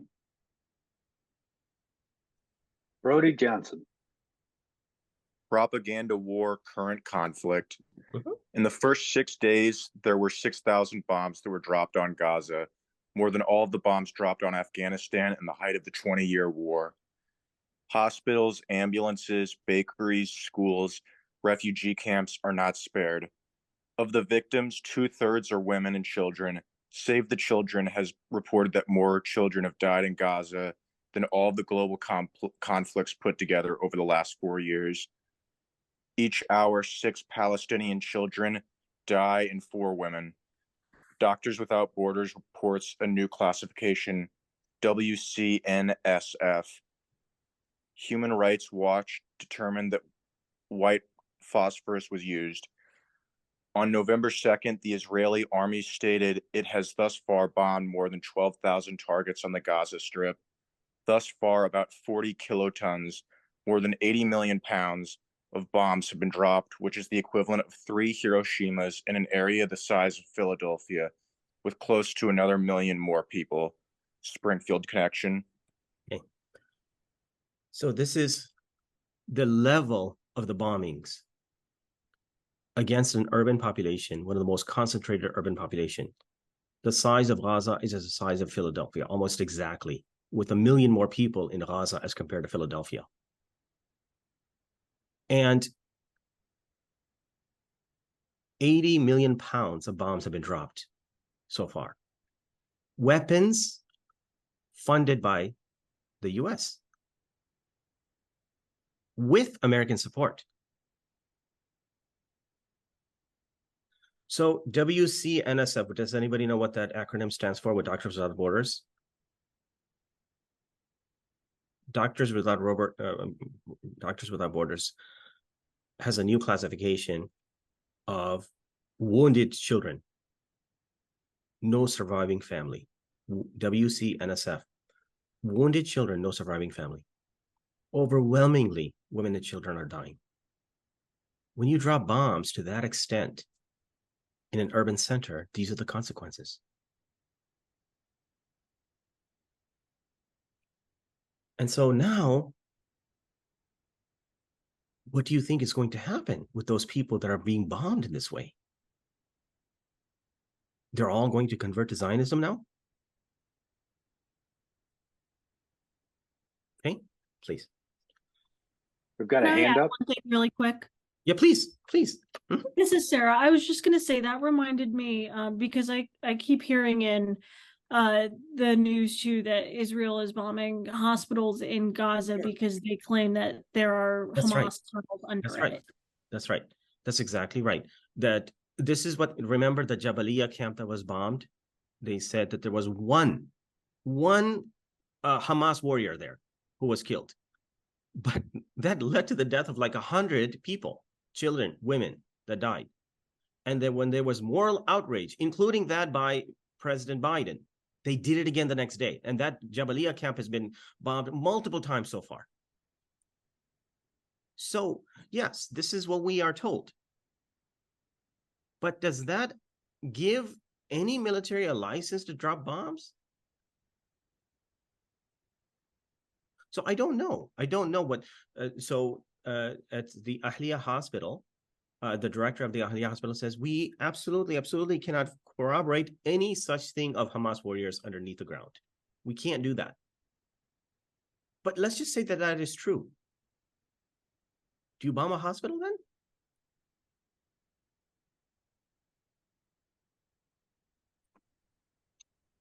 We have another hand up. Oh, no, please, I better, let's come back to it. Can we come back? Because we still have a good 15, 20 minutes to go before we take a break. Is that okay? Is that okay, Nick? Yeah, that's fine. Nick? Okay. Okay. Please. Because I just want to get through some of these things and then pause and then take a break and then come back. I'm going to take my time with this because this is so important. Okay, please. Coincidentally, Nick Larson's the next on my list. Nick, please. Okay. Ehud Barak stated in April 27th, 2009, if I were a Palestinian, I would join a terrorist organization. Okay. Who is Ehud Barak? Ehud Barak is the most decorated general in the Israeli military. He was the former defense secretary as well as the prime minister. He was the one who shook hands with Clinton and Arafat, right? He was the one in charge of Camp David. He said in 2009, in a moment of clairvoyance and prescience, that if he were a Palestinian, he'd join a terrorist organization. And the question is why? Why would you say something like that? Interesting. So now my students, when I was in the South, when I was in Appalachia at Emory and Henry College, there was my students of 35 students, and no one could understand life under occupation. So what I did was I took my favorite student. Her name was Sasha, but I won't give you her last name because she's an extremely successful lawyer today in Washington, D.C. And then you'll look her up, and I don't want you guys to know or her to know that I'm using her as an example. Okay, so I took my favorite student, Sasha, L. Her last name begins with an L. And I returned the essays back to her, back to the students, all those students. And then I gave her an F. She is my favorite student. She is brilliant. And I submitted an incredible essay. I gave her an F. And I said, you're horrible. And I began to besmirch her and belittle her in front of the entire class. It's such embarrassment. This is a poor exercise in scholarship. How horrible is this? Look at what you said. Look at what you wrote. And she took it and took it and took it and broke down and cried. And then I realized never to do that again. Never to do that again. And I said, no, Sasha, no, I swear, that's not your grade. Your real grade is in the back. I'm just trying to make a point here. What is a grade in the grand scheme of things? It's just a letter. But nobody hit you, nobody raped you, nobody killed you, nobody lynched you. Nobody occupied you. Nobody killed your family. And look at the response and the imbalance on your part because I gave you a bad grade.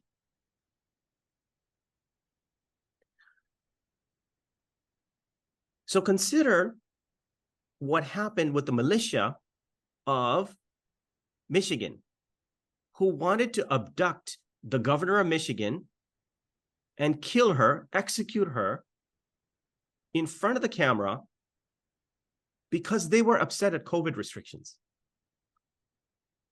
What would they do if they had to live under occupation? What would they do if they had to live under slavery and lynching and killing and death and expulsion? If that's how you behave because you're upset at COVID restrictions, because you felt that the governor has usurped her power, this country tried to pass healthcare in 2010 because of the part of the Obamacare Act or the Affordable Care Act was the individual mandate. People were upset at the individual mandate. They took guns to rallies because they were upset at legislation. They took guns to rallies. They said, including Sarah Palin, that we need Second Amendment solutions to our problems. Why? Were there tanks on the streets? Were there bombings? No, people were upset at a passage of legislation. A guy by the name of Joseph Stack drove his plane into the IRS building in 2010 because he was upset. The IRS building. Why target the IRS building? He called himself right? So these people called themselves Christian warriors. They were upset at Obamacare.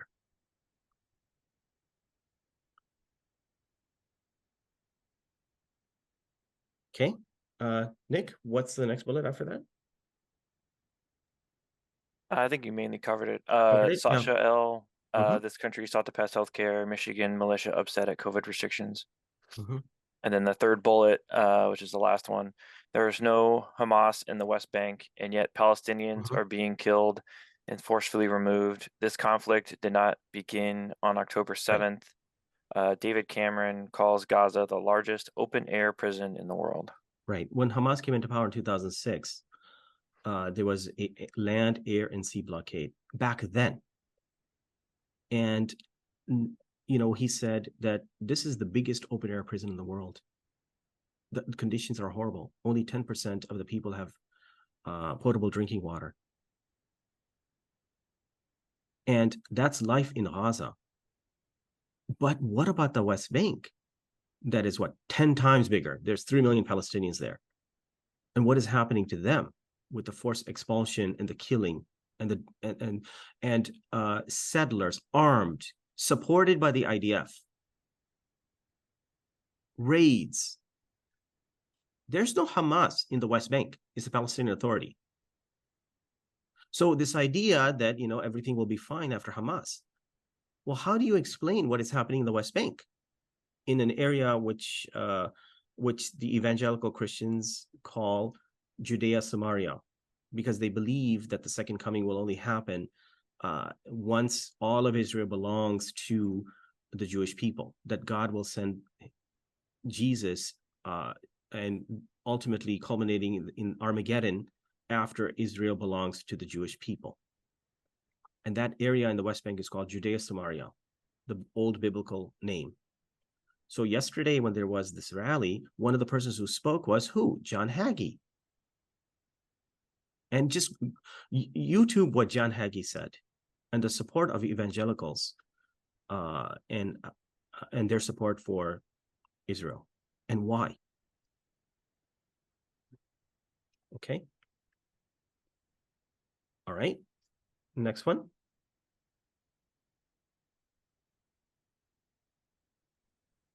Connor Kelly. Connor, please. All right. The UN Human Rights Office has declared Gaza as hell on earth. The UN Secretary General Antonio Guterres said that Gaza is a graveyard for children. Amnesty International has also stated that Israel has waged a campaign of violations of international law. The UNHCR has declared that what Hamas did constitutes war crimes, but so is the collective punishment and indiscriminate bombings conducted by Israel. UN High Commissioner for Human Rights, not High Commissioner for Refugees, High Commissioner for Human Rights. Okay, continue. All right. The next person.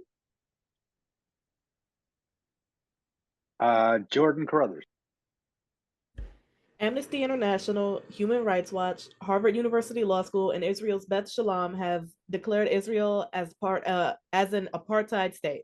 The Israel Supreme Court has determined that Israel practices occupation in the following, quote, Judea and Samaria areas are held by the state of Israel and belligerent occupation. This is a verbatim quote from the Supreme Court of Israel.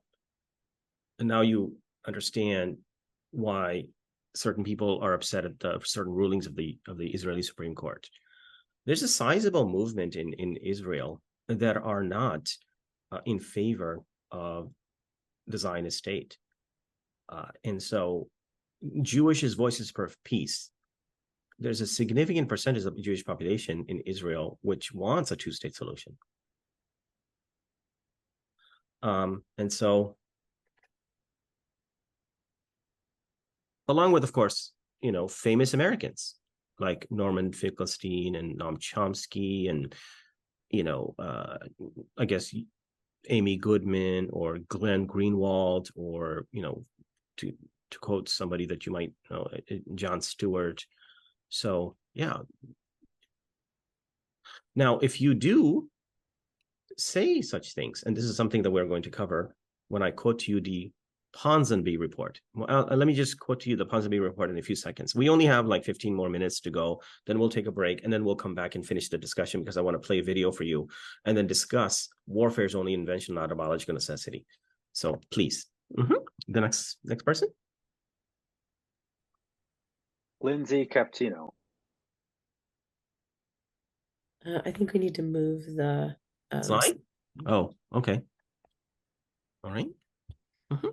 Israeli journalist Orly Noy, who said concerning the U.S.-Israeli relationship, quote, I think the international community should own up to its role in giving the green light to Israel and to believe that it can be an apartheid regime to keep so many millions of people under oppression and to still be accepted in the international community as a democracy. No more. No more. We cannot allow them. Friends don't allow friends to drive drunk. I think that this applies here precisely.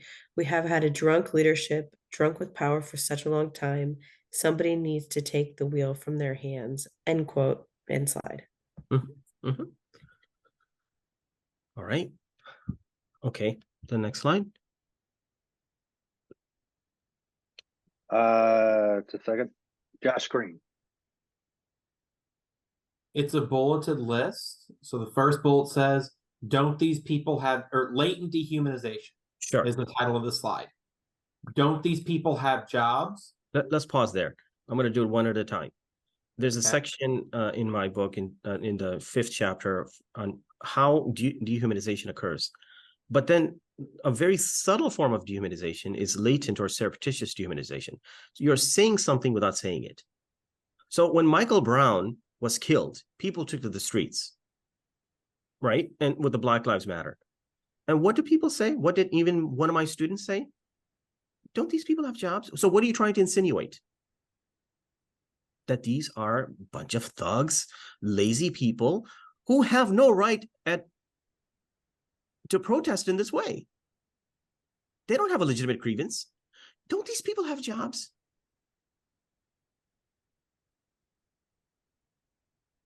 Okay, the second bullet. The second bullet says there was marijuana in his body. Right. So Botham Jean, the one who was killed in his own living room.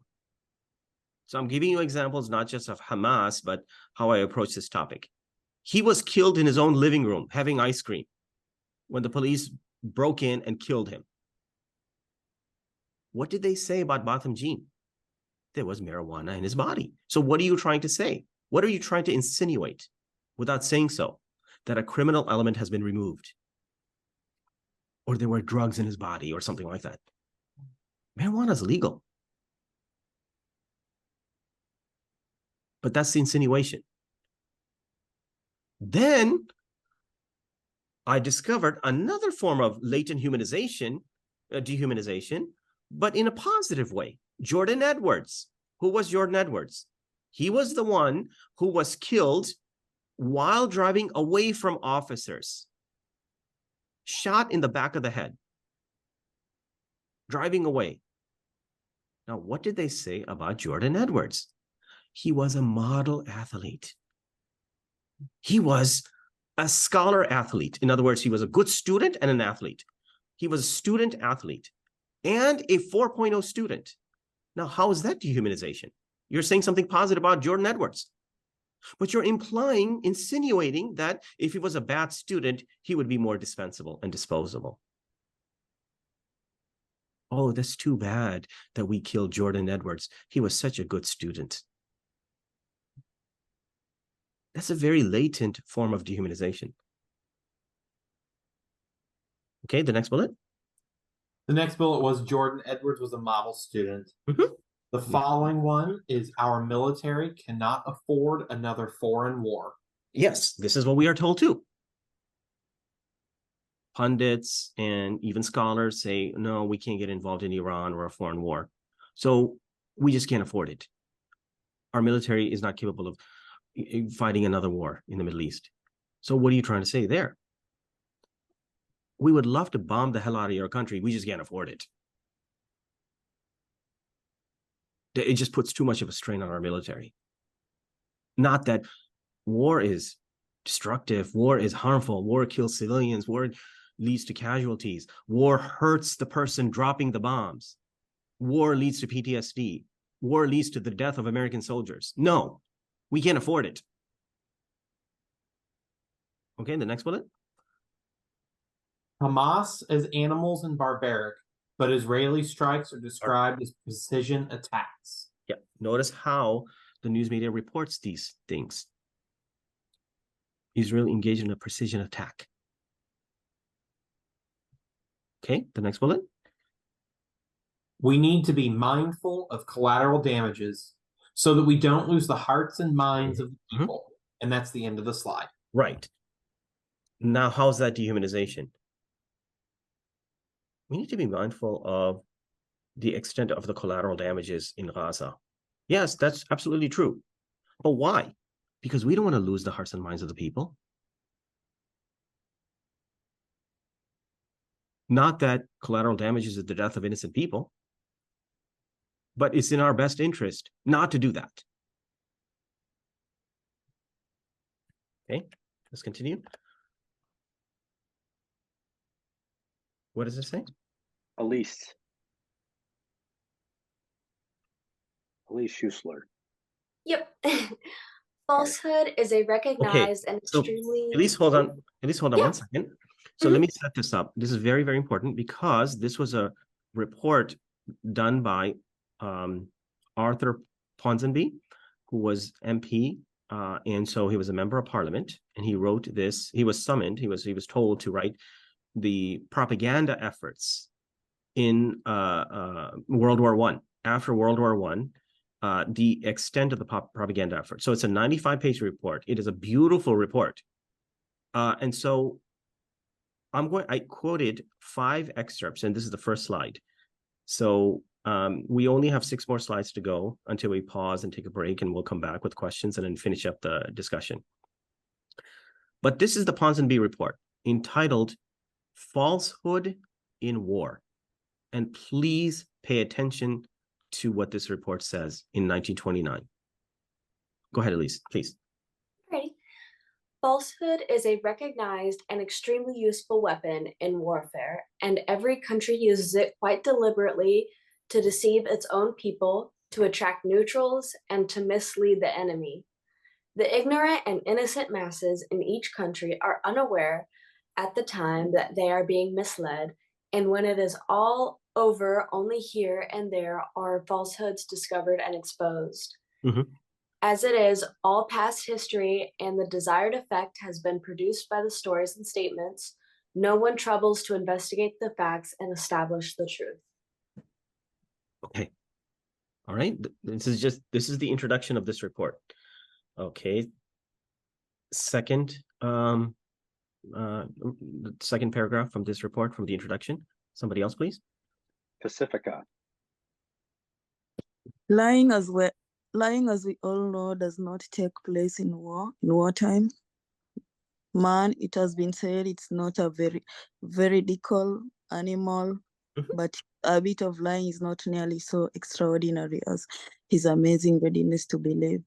It is indeed because of human credulity that lies flourish. But in wartime, the authoritative organization of lying is not sufficiently recognized. The deception of all people is not a matter which can be lightly regarded. Right. Interesting. Okay. All right. Next slide. Jim Melvin. Jim, please.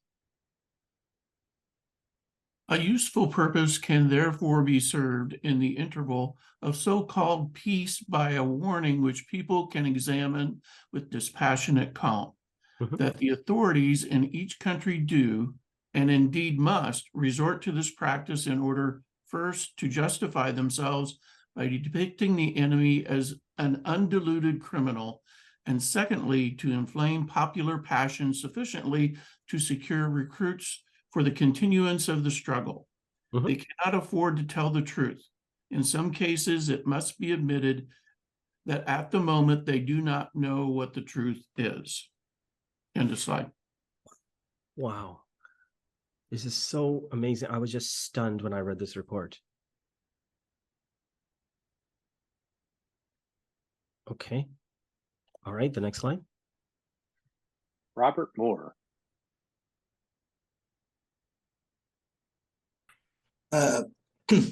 Excuse me. The psychological factor in war is just as important as the military factor. The morale of civilians, as well as soldiers, must be kept up to the mark. The war offices, admiralities, and air ministries look after the military side. Departments have to be created to see to the psychological side. People must never be allowed to become despondent, so victories must be exaggerated and defeats, if not concealed, and at any rate minimized, and the stimulus of indignation, horror, and hatred must be said that in a long time, and continuously pumped into the public minds by means of propaganda. Wow. Truth must be concealed. We don't even know what the truth is. Falsehood must be promulgated. Defeats have to be concealed. Victories have to be exaggerated. Because we need more recruits. We need to convince the masses that we are winning. Okay. So one more Ponsonby report slide. I believe so. Somebody else, please. Nick O, and we need it advanced. Oh, we did. Oh, no, it's good. I'm sorry. But it is Nick O. All right. The use of the weapon of falsehood is more necessary in a country where military conscription is not the law of the land than in countries where the manhood of the nation is automatically drafted into the army, navy, or air service. The public can be worked up emotionally by sham ideals. A sort of collective hysteria spreads and rises until finally it gets the better of sober people and reputable newspapers. Yes. So newspapers have to be co-opted too. So assiduously, in the most deliberate and orchestrated way, propaganda efforts must be promulgated. Okay, I guess there's one more Ponsonby report slide. Please. Kyle Bell.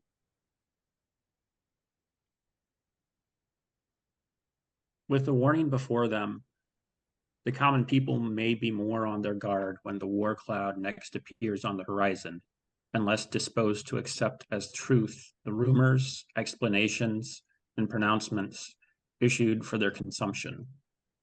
They should realize that a government which has decided on embarking on the hazardous and terrible enterprise of war must at the outset present a one-sided case in justification of its action, and cannot afford to admit in any particular whatever the smallest degree of right or reason on the part of the people it has made up its mind to fight.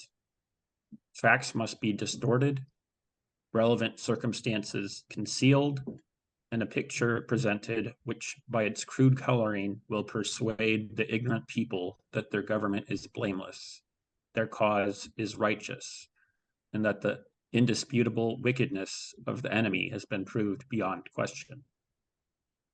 A moment's reflection would tell any reasonable person that such obvious bias cannot possibly represent the truth. But the moment's reflection is not allowed. Lies are circulated with great rapidity. The unthinking mass accept them, and by their excitement sway the rest. The amount of rubbish and humbug that pass under the name of patriotism in wartime in all countries is sufficient to make decent people blush when they are subsequently disillusioned. Yeah.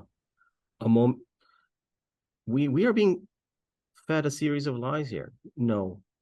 That moment's reflection, introspection should not even be permitted. They should not even be permitted.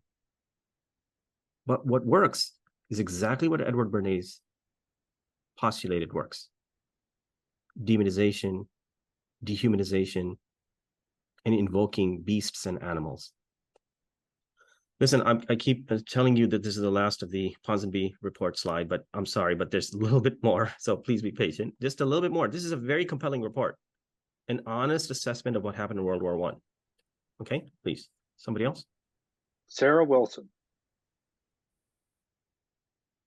War is fought in this fog of falsehood. A great deal of it is undiscovered and accepted as truth. The fog arises from fear and is fed by panic. Any attempt to doubt or deny even the most fantastic story has to be condemned at once as unpatriotic, if not traitorous. This allows a free field for the rapid series of lies. If they were not only used to deceive the enemy in the game of war, it would not be worth troubling about. But as the purpose of most of them is to fan indignation and induce the flower of the country's youth to be ready to make the supreme sacrifice, it becomes a serious matter. Exposure, therefore, may be useful even when the struggle is over, in order to show up the fraud, hypocrisy, and humbug on which all war rests, and the blatant and vulgar devices which have been used for so long to prevent the poor, ignorant people from realizing the true meaning of war. So we can't question, and that's one of the points that is here, that talking in this way or questioning, it's unpatriotic, it's treasonous. So that must be silenced. Okay, one more, please. I promise you. I hope that this is the last one, but this is such an awesome report. Sarah, can you get this one too, please? It's related. Yeah, it must be admitted that many people were conscious and willing dupes, but many more were unconscious and were sincere in their patriotic zeal. Finding now that elaborately and carefully staged deceptions were practiced on them, they feel a resentment which is not only served to open their eyes, but may induce them to make their children keep their eyes open when the next bugle sounds. Yeah. So now people served and in their patriotic duty and zeal, but then they are exposed to these lies. Now they become incredulous. They become suspicious. And they warn their children, be mindful when the bugle calls again and calls for you. So that must not be permitted. Okay. I'm going to end at least this part, with a poem from Mahmoud Darwish, who was a Palestinian poet who wrote the poem. Well, he wrote many, many books, but one of the poems that I took from is "The Earth is Closing in on Us." And he wrote this many, many decades ago, but I think it's germane and relevant to what is happening in Gaza. So this is a poem, and if you knew the history of what happened in 1948, or if you knew what specifically he's talking about Dar Yassin. I don't have time to discuss what happened in Dar Yassin, but this poem relates to the massacre at Dar Yassin in 1948. Anyway, please, somebody get this line. David Zagrafos is next. The earth is closing in on us. The earth is closing in on us, pushing us through the last passage. We tear off our limbs to pass through. The earth is squeezing us. I wish we were its wheat so that we could die and live again. I wish the earth were our mother so that she may be kind to us. I wish we were pictures on the rocks for our dreams to carry as mirrors. We saw the faces of those to be killed by the last of us in the last defense of the soul. We cried over their children's feet. We saw the faces of those who would throw our children out of the windows of this last space. Our star will hang up mirrors. Where should we go after the last frontier? Where should the birds fly after the last sky? Where should the plants sleep after the last breath of air? We will write our names with scarlet steam. We will cut off the hands of the song to be finished by our flesh. We will die here in the last passage. Here and here our blood will plant our olive trees. I'd love to get your thoughts and your feedback. Definitely. Well, where to start? That was so intricate and amazing to listen to. I was absolutely intrigued the entire time. Thank you. That's so nice of you. And I learned a lot too. I mean, like I had never heard of the CPI and the World War I propaganda stuff, so that was interesting for me to learn. Sure. And how it's kind of become like a mainstream practice of political people in political power to do this artificial, not artificial, but like man-made propaganda that is purposeful by the government. Sure. And of course, other countries do it. Look at the elaborate and intricate censors in China, for example. So India is now notorious for its propaganda efforts. So India's a democracy, and so is the US. So anyway. Other thoughts? Thoughts, questions, comments?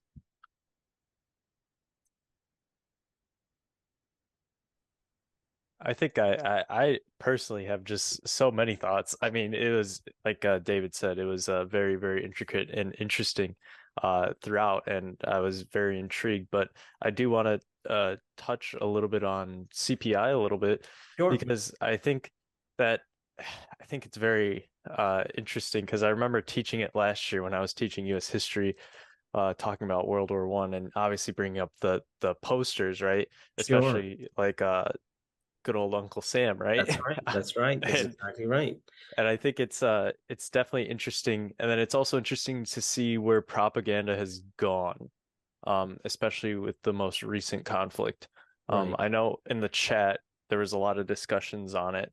And I think that one of the biggest pieces of propaganda that we see from the Israel-Hamas conflict, war, bombings from Israel, is really the most of what I've seen from Israel is usually in English, right?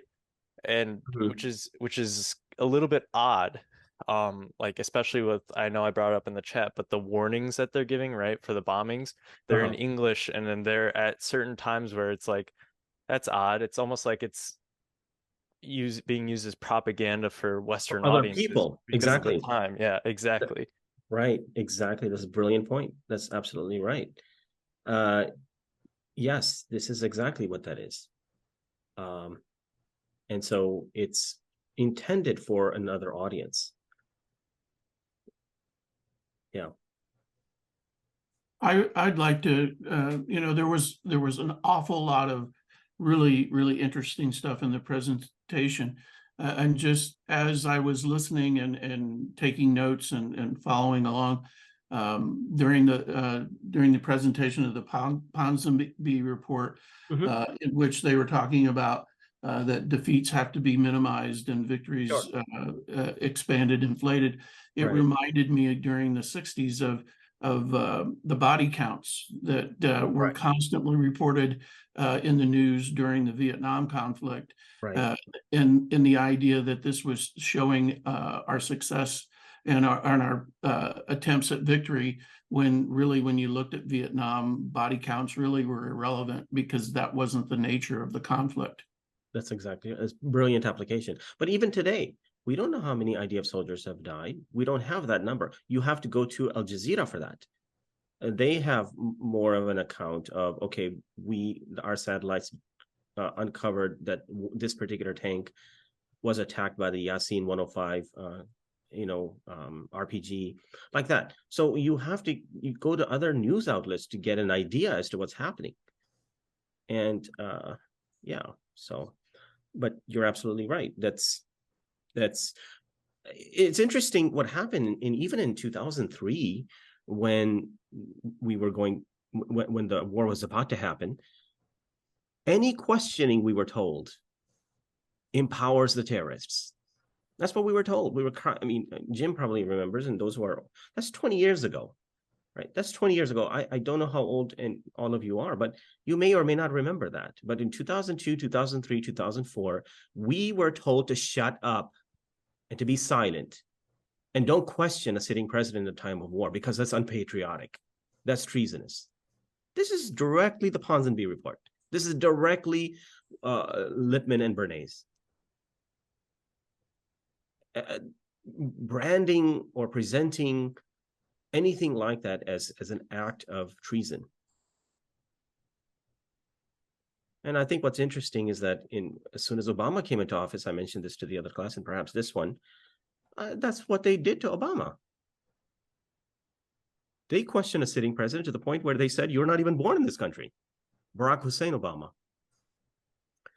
And so the same people that said in 2002, 2003, you cannot question a sitting president, that's all they did in 2009, 2010. So it's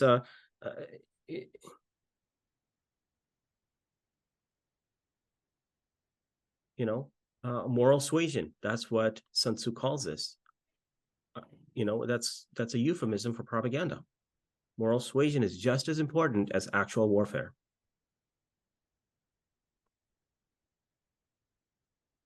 And he wrote that,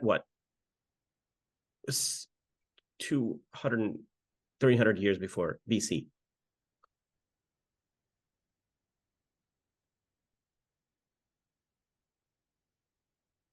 Okay, other thoughts? On the note of the issue of like people always like holding, you can't, like this idea of you can't question the president or the federal government because that's unpatriotic, but then doing it for the sake of partisanship.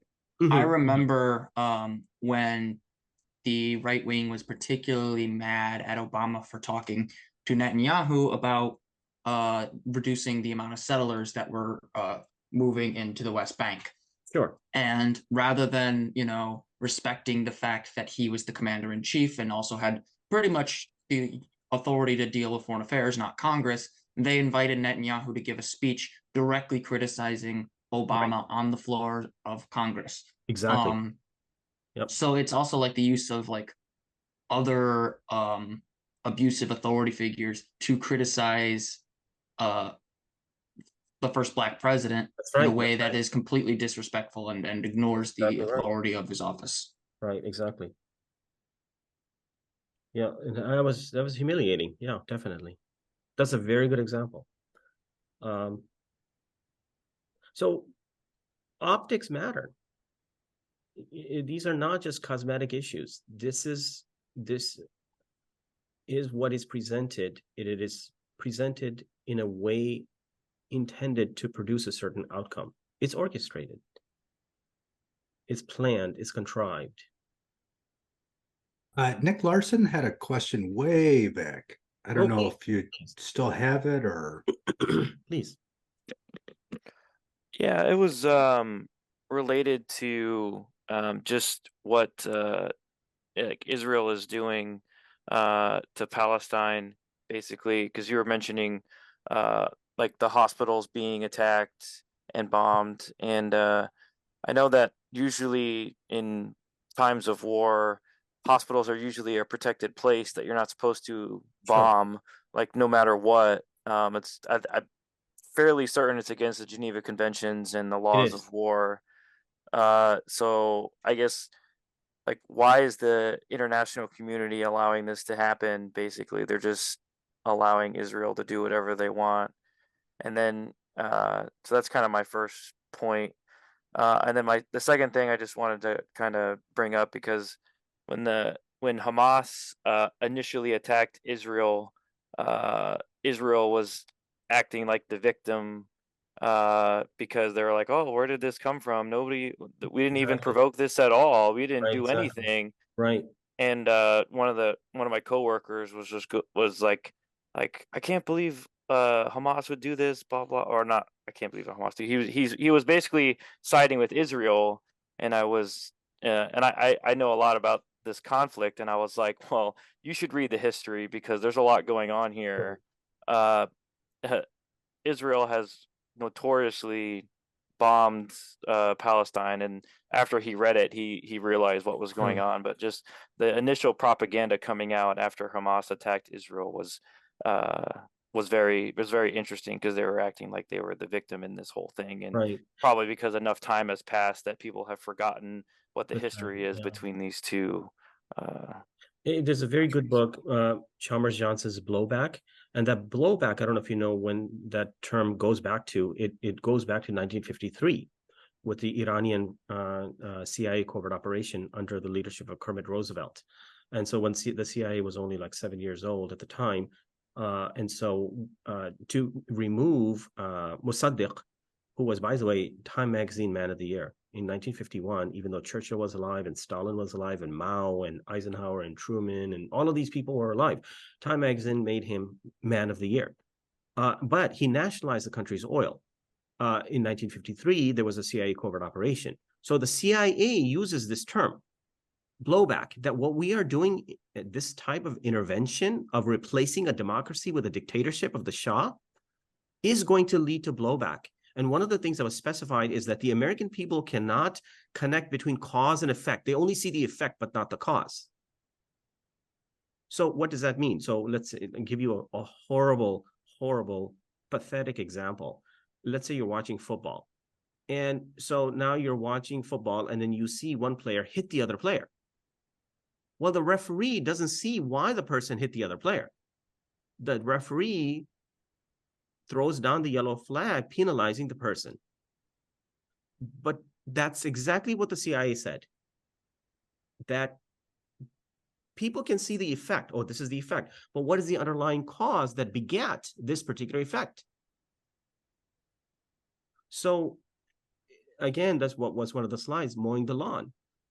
Israel mowed the lawn, basically bombing the hell out of Gaza in 2008, again in 2012, again in 2014, again in 2018, and again in 2021, and now in 2023.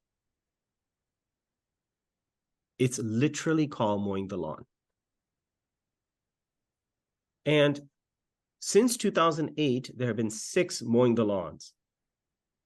And most of the people, most of the young kids, know nothing but war. There is no possibility of any hope for them. You know, so yeah, that's a good book to read, Chalmers Johnson's Blowback. Next, somebody else, please. I've definitely met people down here that's got some interesting opinions, especially being the southern part of the country. And I've had people mostly just get very brazen. I've had people just tell me that, the Palestinians just outright deserve it, mostly for everything they get. And, I had an example I gave someone. So, anybody knows. I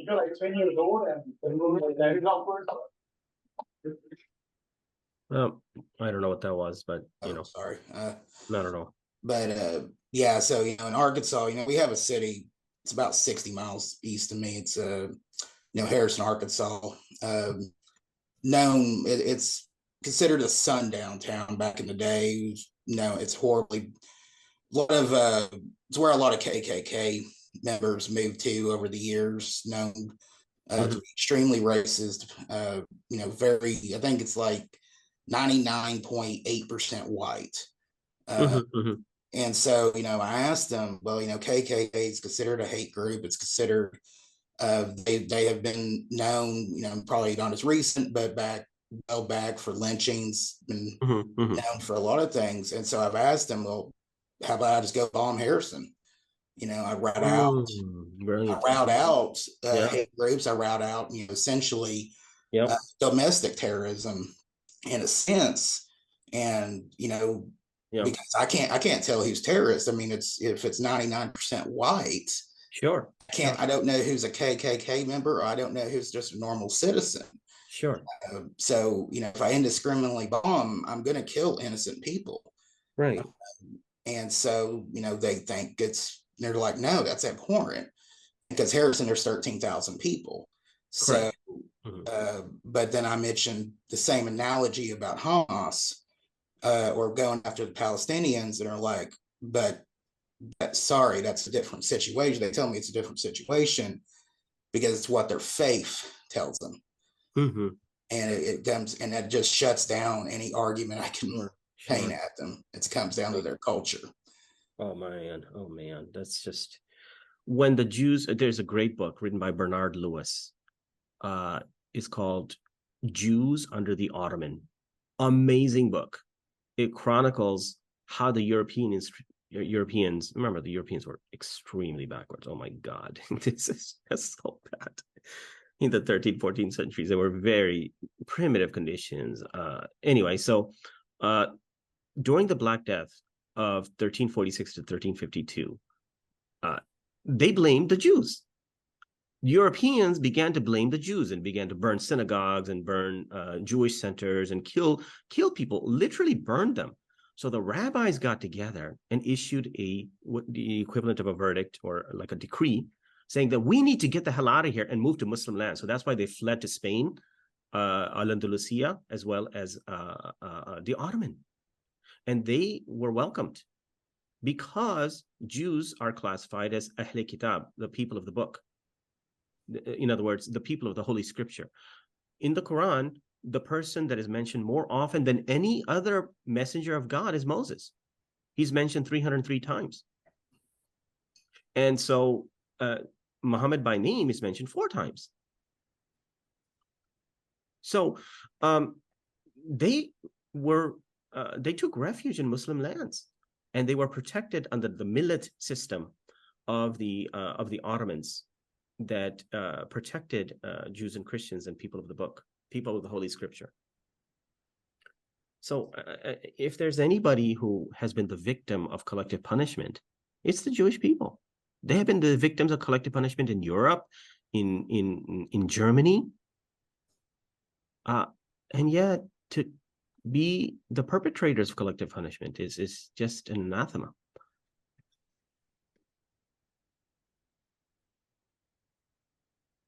Oh, by the way, just so that was one of the bullet points, the Springfield connection. We actually know somebody in Springfield who lost 60 members of her family in Gaza, 60 members of her extended family.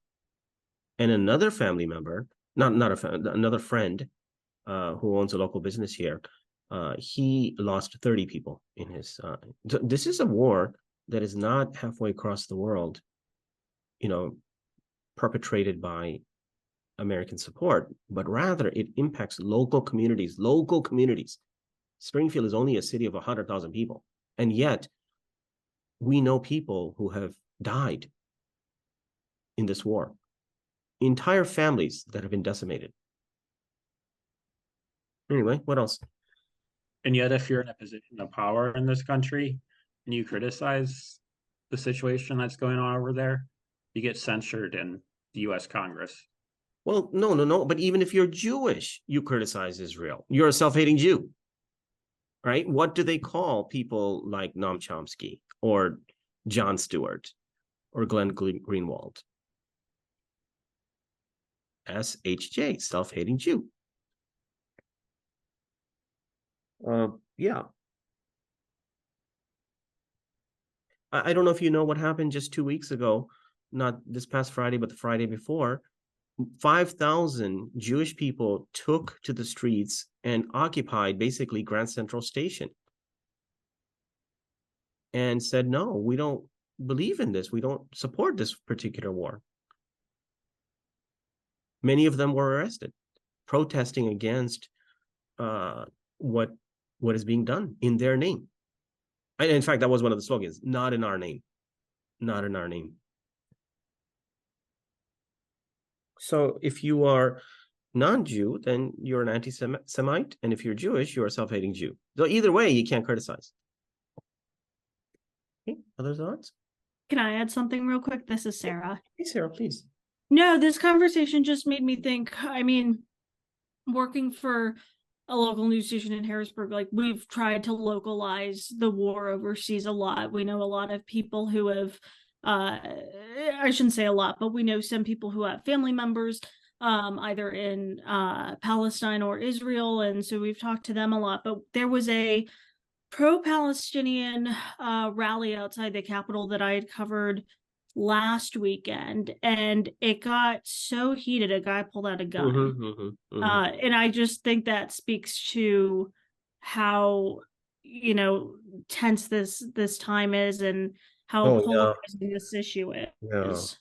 Yeah. So sad. Yeah. You're right. That's why I like to end with empathy, you know, that we need more By the way, is this being recorded? Yes. Okay, great. I don't know. I don't know. I don't know what the solution is. I know that there have been discussions at the highest level on both sides of having like a confederation of states where and that is not going anywhere, unfortunately, but at least it's a proposal that is worthy of reflection, that, you know, that Palestinians who live in Israel would be given rights, right? And then there will be a Palestinian state in the West Bank and Gaza and East Jerusalem that would be controlled by the Palestinians, and the Palestinians would have a right to return as long as they fulfill certain visa requirements, and, you know, the ones in Lebanon and Jordan. But then that area would be controlled by Palestinians. But Jews would be able to settle there too. We don't want to create a situation of another apartheid, or perpetuating apartheid. So Jews can live with Palestinians in Palestinian territory, and then Palestinians can live in Israel, in Israeli territory, like that. But then again, the thorny issue is, does East Jerusalem become controlled by Israel, or is it the authority and the jurisdiction of the Palestinians? And that's another thorny issue. But at least that is the concept of a confederation of states is something that is that seems to be gaining more steam, you could say. I have one more question. This is Sarah. Yes, please. Do you think the possibility of the war between Israel and Hamas expanding across across the Middle East is a legitimate possibility? Very real. Assisi actually had banned any protest ever since, you know, Morsi was removed. And so he had banned. Now he's allowing for protests of Egypt because he doesn't want a bunch of Palestinians in the Sinai. He doesn't want that. So now he's trying to placate his base in Egypt. And then you have in Saudi Arabia, in every mosque, the imams are given the same talking point, and you have to adhere to the talking point of MBS, the Crown Prince. And so that is that. So the imam in Mecca, for example, his name is Abdurrahman as-Sudais. Abdurrahman as-Sudais last Friday said, "May God protect the people of Palestine. May God have mercy on them. May God forgive them. May God," whatever, right? And then he begins to say, but do not rebel, do not revolt, adhere to the voices of the king. In other words, be mindful of rebellion and taking to the streets and usurping and undermining the authority of the king. In other words, MBS. So they're given these talking points, which tells you what? That the crown prince and the Saudi government are concerned about this spilling over and people revolting against them. You have Erdogan in Turkey, and he wanted to normalize relations with Israel, but then he cannot be known as somebody who is not siding with the Palestinians. So he actually gave a speech in a 1 million man speech. There were 1 million people who showed up. And so he's concerned about his base too, because he doesn't want to be seen as the one who somehow condoned and permitted a second Nakba, a second catastrophe. So even though these are puritanical dictatorships, like the one in Jordan, right, Abdullah, or the one in Saudi Arabia, or the military dictatorship in Egypt, they are also concerned about their base. They are also bound by domestic public opinion. And they're concerned that this might spill over. Not just Hezbollah, not just Iran. We haven't even mentioned Iran and Hezbollah in Syria yet. We're talking about these countries like Jordan, Saudi Arabia, and Egypt, allies of the US. They're concerned that this is going to spill over. So this is what Abdullah said. King Abdullah of Jordan said, any attempt, almost verbatim quote of his, any attempt to expel the Palestinians from Gaza is a declaration of war, is what he said. So yeah, this is real possibilities of becoming embroiled into an all-out war.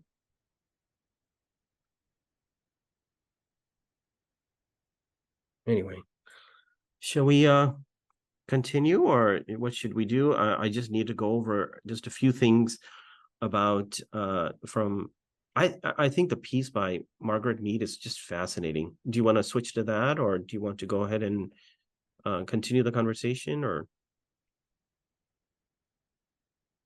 what did you think about Margaret Mead's warfare is only invention, not a biological necessity?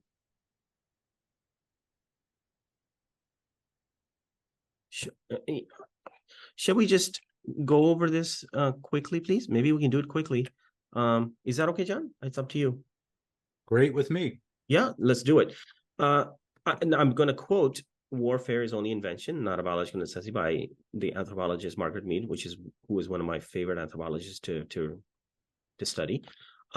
So she studies various communities and comes to a singular conclusion as to how we overcome conflict and war and what has to happen in the society. And in the beginning, this discussion is quite opaque and vague and something that doesn't seem to be relevant to our daily life until we get to what she's trying to say at the very end, and how certain societies have been able to overcome this proclivity of war. Somebody, please, should we start with all over with Jim, or is that okay? Well, we could. I don't mind doing that, but all right. That's fine. I got it. Okay. Please. Human nature. War was and is considered virtuous. Also, war cultivates in the soldier certain virtues prized by society, in parentheses, honor, bravery, selflessness, etc. Mead rejects the view that war is innate to human beings and a part of our biological makeup. She is only rejecting the notion of war between one army and another. The concept is an invention, like marriage, trial by jury, burial of the dead, slavery, etc. We know that not all societies recognize trial by jury, and not every culture buries their dead, in parentheses, cremate. Right. So not every society buries their dead. Not every society engages in dueling or slavery, or what was acceptable at one time is no longer acceptable today. Right. And so 2 founding fathers, one of them died as a result of a duel. So Alexander Hamilton was killed by Aaron Burr. That was a means of reconciliation of conflict at that time. But nobody today says, okay, I'm upset at you. You called my family member blank, blank, blank, or whatever the grievance happens to be. You take 50 steps, I take 50 steps, we come out shooting. Nobody does that. I'm really glad that they don't, because I cause way too much trouble in online politics. Did you hear what happened yesterday? That between a senator and the leader of the Teamster? Oh my Lord. Funny. It's It kind was- of. Oh, sorry. It was over a tweet, and I couldn't help but remember Joanne Freeman's book, The Field of Blood, talking about 19th century congressional violence over slavery between Northerners and Southerners and Whigs and Democrats. Yeah. It just reminded me of that, and it was like, oh, please, God, no, we're not going back to that. It was literally, you want a piece of me? You want a piece of me? Let's go. You know, oh my God, I couldn't believe it. I could not believe it. This is where it really helps to have some sight. Was one guy bigger than the other? Or I was trying to ask my kids, what's going on here? Can you describe to me what the hell's going on? Couldn't really tell because they were both, you know, he was sitting down as part of the committee, and the other person was also sitting down. I see. Oh, I see. You can tell. Okay. The senator looked taller, but I think the senator was taller. Right. The Teamster was burlier. Okay.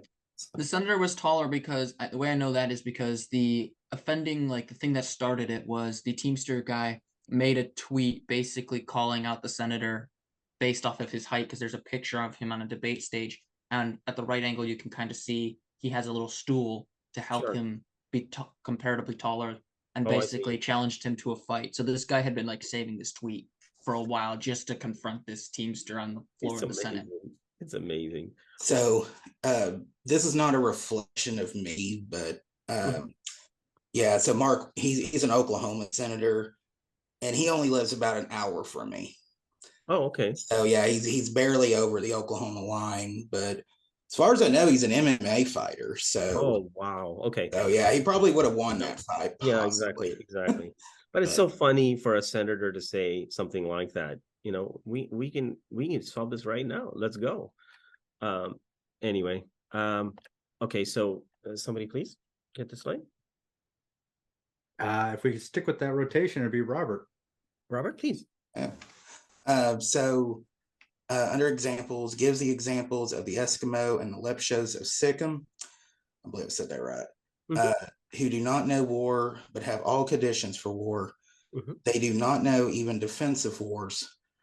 Fights, death of wives, and even murder occurs within them, but not war. She writes, here are men faced with hunger, men faced with the loss of their wives, men faced with the threat of extermination by other men, and orphan children growing up miserably with no one to care for them, mocked and neglected by those about them. The personality necessary for war, the circumstances necessary to goad men to desperation are present, but there is no war. Unbelievable, right? So they have all of the conditions for war, but they don't go to war. There's theft of wives, there's hunger, starvation, and all of those conditions that are necessary to go to war, and yet they don't know war because they don't have that invention. But then she compares other communities that she studies who have all of the conditions, who have none of the conditions for war and yet go to war. So the first one is they have all of the conditions for war, but they don't go to war. But then these communities that have none of the conditions for war. So she writes, for every person, there's 1 kilometer of territory or something outrageous. That there's plenty of land, plenty of resources. There's opulence. So none of the conditions exist to go to war, yet they go to war. Okay, can somebody get this one? I don't know who's next. Nick O. She then gives the example of the pygmy of Andaman Islands in the Bay of Bengal. Sorry. Then she discusses the Aborigines of Australia. Both of these communities have none of the conditions for war, plenty of food, resources, land, prestige, etc., but they went to war. The notion of war is deeply ensconced in their culture. The Sioux and the Maori, for example, glorify war. Right, right. So if we continue just a little bit more, I only have a couple more slides. And Kyle Bell. Kyle, please. So this is a quote. So simple peoples and civilized peoples, mild peoples and violent, assertive people will all go to war if they have the invention, just as those peoples who have the custom of dueling will have duels, and peoples who have the pattern of vendetta will indulge in vendetta. Right. They may, on occasion, commit murder, but they will not fight duels. Right. Beautiful. Brilliant observation.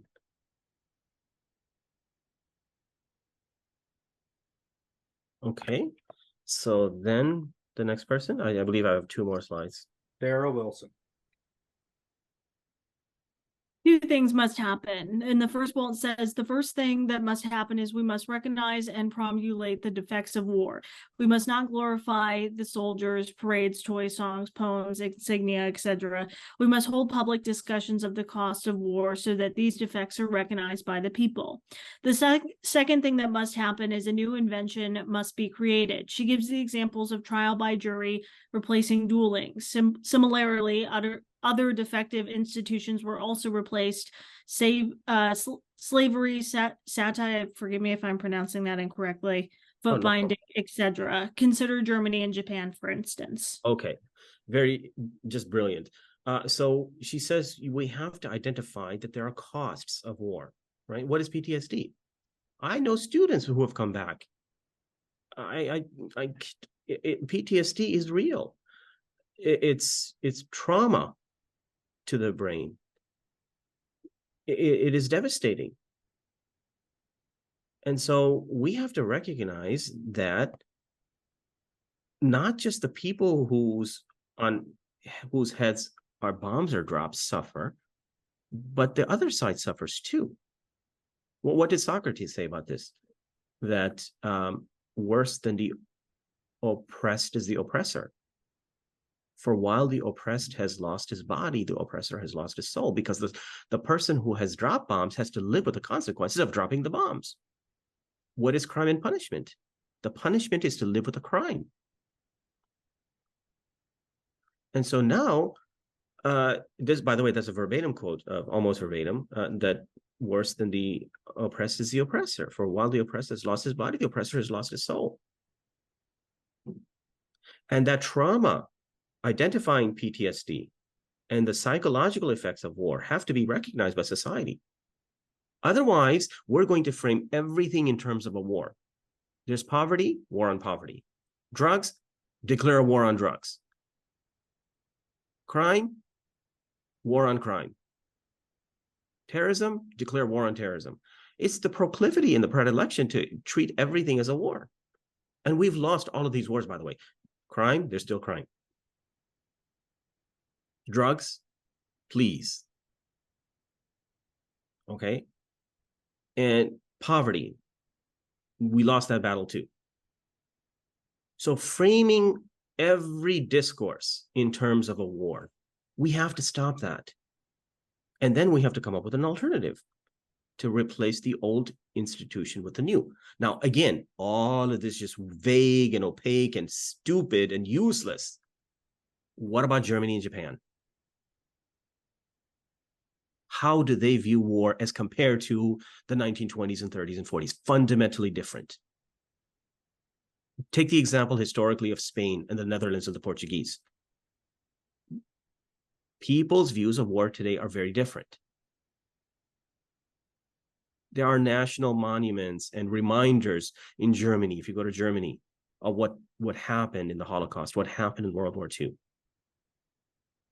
Japanese are skeptical of war as compared to like the rape of Nanking or the Bhutan Death March, and how they glorified violence, killing, murder.